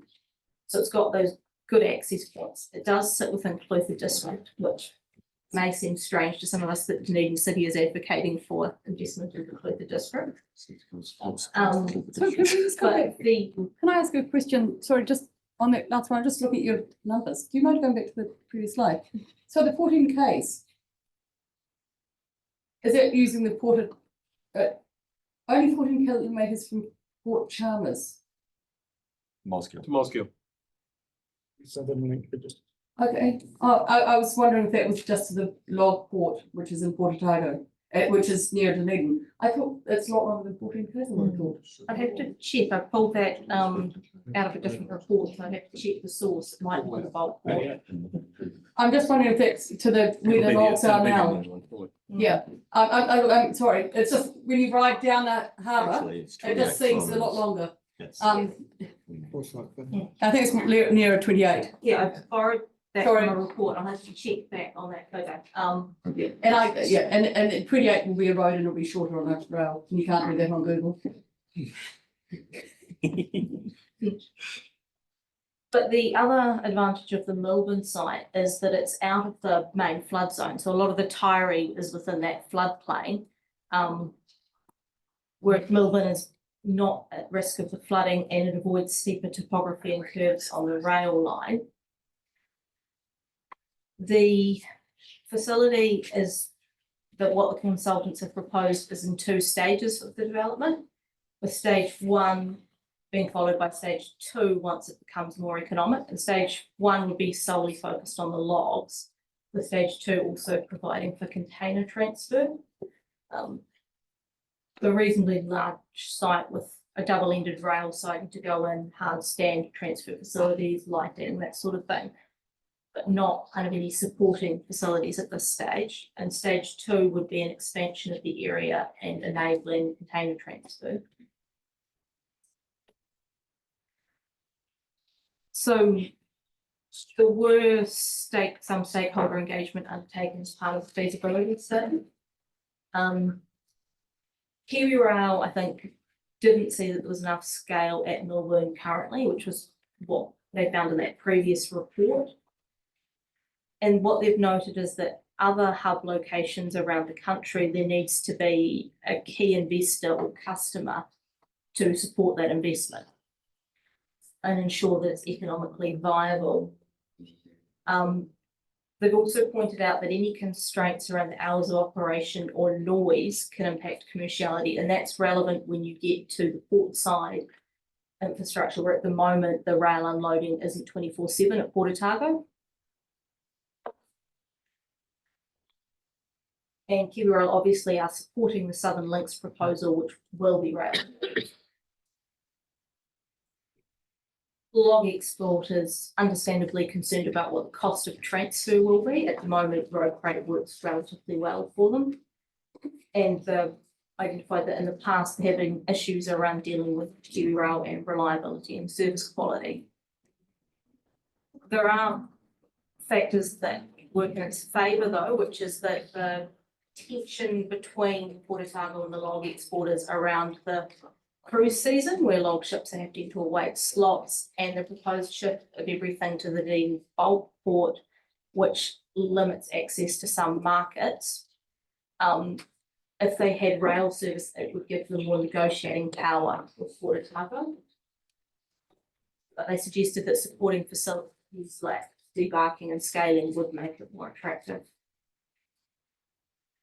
There was a general trend that it would be better if there was more domestic processing of wood products rather than the extent of exporting raw logs that currently happens. And Melbourne and Panpac is obviously a potential player there. Panpac have put their expansion plans on hold due to the impacts of Cyclone Gabrielle on the Hawke's Bay operations. And if you do more local processing, then there's less volume needing to be transported. So some high-level indicative costs is that phase one, you're looking at just a bit less than 10 million. In phase two, about 6.7. Doesn't necessarily include that you may need upgrades to sidings on the port. And those figures and what would be needed there haven't been discussed with Port Otago. So it's the consultants have given an estimate of what they think would be needed for port side infrastructure, but Port Otago hasn't been involved in those discussions to date. And we had an indicative operational cost of around 125 per wagon for transfer and the storage of logs. And you're roughly looking at one wagon for one truck, but that's not including the, I don't think that's including the per kilometre cost once it's on rail.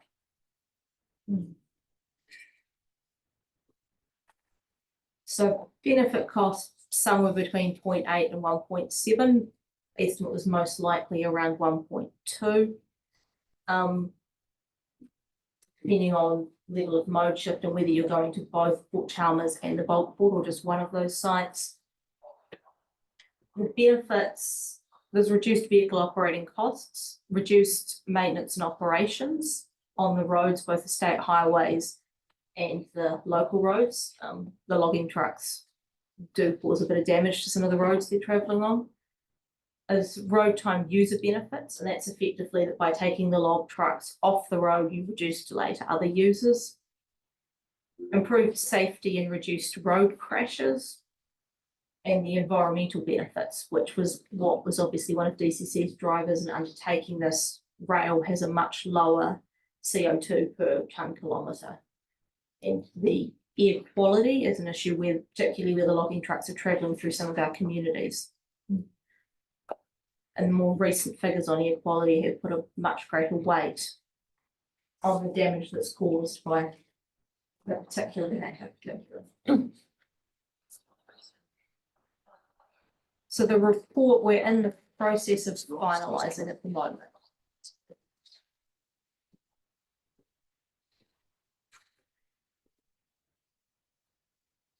Any questions for, sorry, thank you for taking mine during it. Thank you, Stuart. Yeah, it's not a lot of money. Those phase 1 and 2 were the Melbourne site, were they? Yeah. So those are the estimated costs to stand up the Melbourne site. So I think this is one of the reasons it's worth looking at and why Janine's suggesting it's a top shelf, because it's potentially relatively low cost to stand up a facility. Because it looks like you're gonna have to have 300 logging trucks a day movement down the port if you've got 160 trucks. Which is not a lot, but I suppose can the network take that, I guess, is the other issue. The rail wagons or? Yeah, rail wagons. That's the big one. Yeah, I think we'd have to confirm that with Kira. I did point out that there is some constraint areas and there are some constraints with the signalling system south of Curtin Road there. So we'd have to confirm that, but just wanted to point out that equally the cost of those logging trucks on the road is not insignificant, particularly when they all come into a grading facility and stand there on the road for a significant amount of time. So yeah, there's a fair bit of cost tied up in that. Phil? I'm just kind of curious, there's a sense this must also build a degree of resilience and redundancy into the wider system for moving freight to the port, particularly logs. Yes, I mean, one of the things that's in the NCTA resilience program business case, it does identify that State Highway 88 has some resilience risk, and there are no suitable heavy vehicle routes to the port currently if State Highway 88, say through Ravensbourne or St Leonards, was not able to be used. Jim? There's a couple of other externalities too. So one is the road from Central Otago comes in there as well. So if you're trying to get to rail from Central Otago, that's probably the first touch point. Some people would say one of the roads, but that's okay. The one to the south, the one to the south goes in that way. Okay, one of the ones to the south is three actually, I think there's something else. But probably the biggest carrying volume one as well. And with that industrial land, the need's also running out of industrial space, so it's a need to think about moving further south. And potentially with some early discussions, freight forwarders maybe less likely. Freight to Central Otago could go to rail and then in from there rather than come through Mackenzie Country, or that's sort of up in the air at the moment. But they're all follow ones that come later, and the idea being that logs to kick it off, you get it kicked off. Any other questions? Yes, Jim, sorry, I did take you before. No, that's all good. But with no conflicts of interest, of course, you've got such a problem up here. We've sorted it out with sending everything south for another second good port in there. I think that might be part of Port Otago's reluctance. I mean, there might be a bit of conflict. I think that is actually a bigger thing for the exporters, is that if you're on the main trunk line now, you have access to all the ports. And eventually the IRX3 will get built at some point. Because the long-term perspective to remember too is that if exporters stop coming to the South Island with the ships, we all need to be on rail to get up to the export ports. So, I mean, that is a problem when you do see there's a huge amount of product coming that's very close to the port, but it all heads north. And unfortunately, the deals and the size of the port, they won't ever sort of go into the South port anyway. So, but we're happy to take it. If you get to store it when you get there. Of course, we deal with all the milk powder, but no, I don't want to head that way. It's the deals. But we do, when you see those infrastructure, when we're dealing with Kiwi Rail, and look at the volumes going through these, we're dealing with structures around like the bridges in Gore and Mataura. You realise how much product comes through there. That's, if we lose any of those through structures and things, it will seriously impact our connectivity in these ports. Very good. Any other questions or comments or feedback you want to give? Because the noting paper suggests that we want to recommend to provide any feedback as requested during the presentation. That we've done the feedback. Thank you. So that which company was doing the report? Stantec. Stantec. And so that's going to, then the final report will go to a council meeting, will it?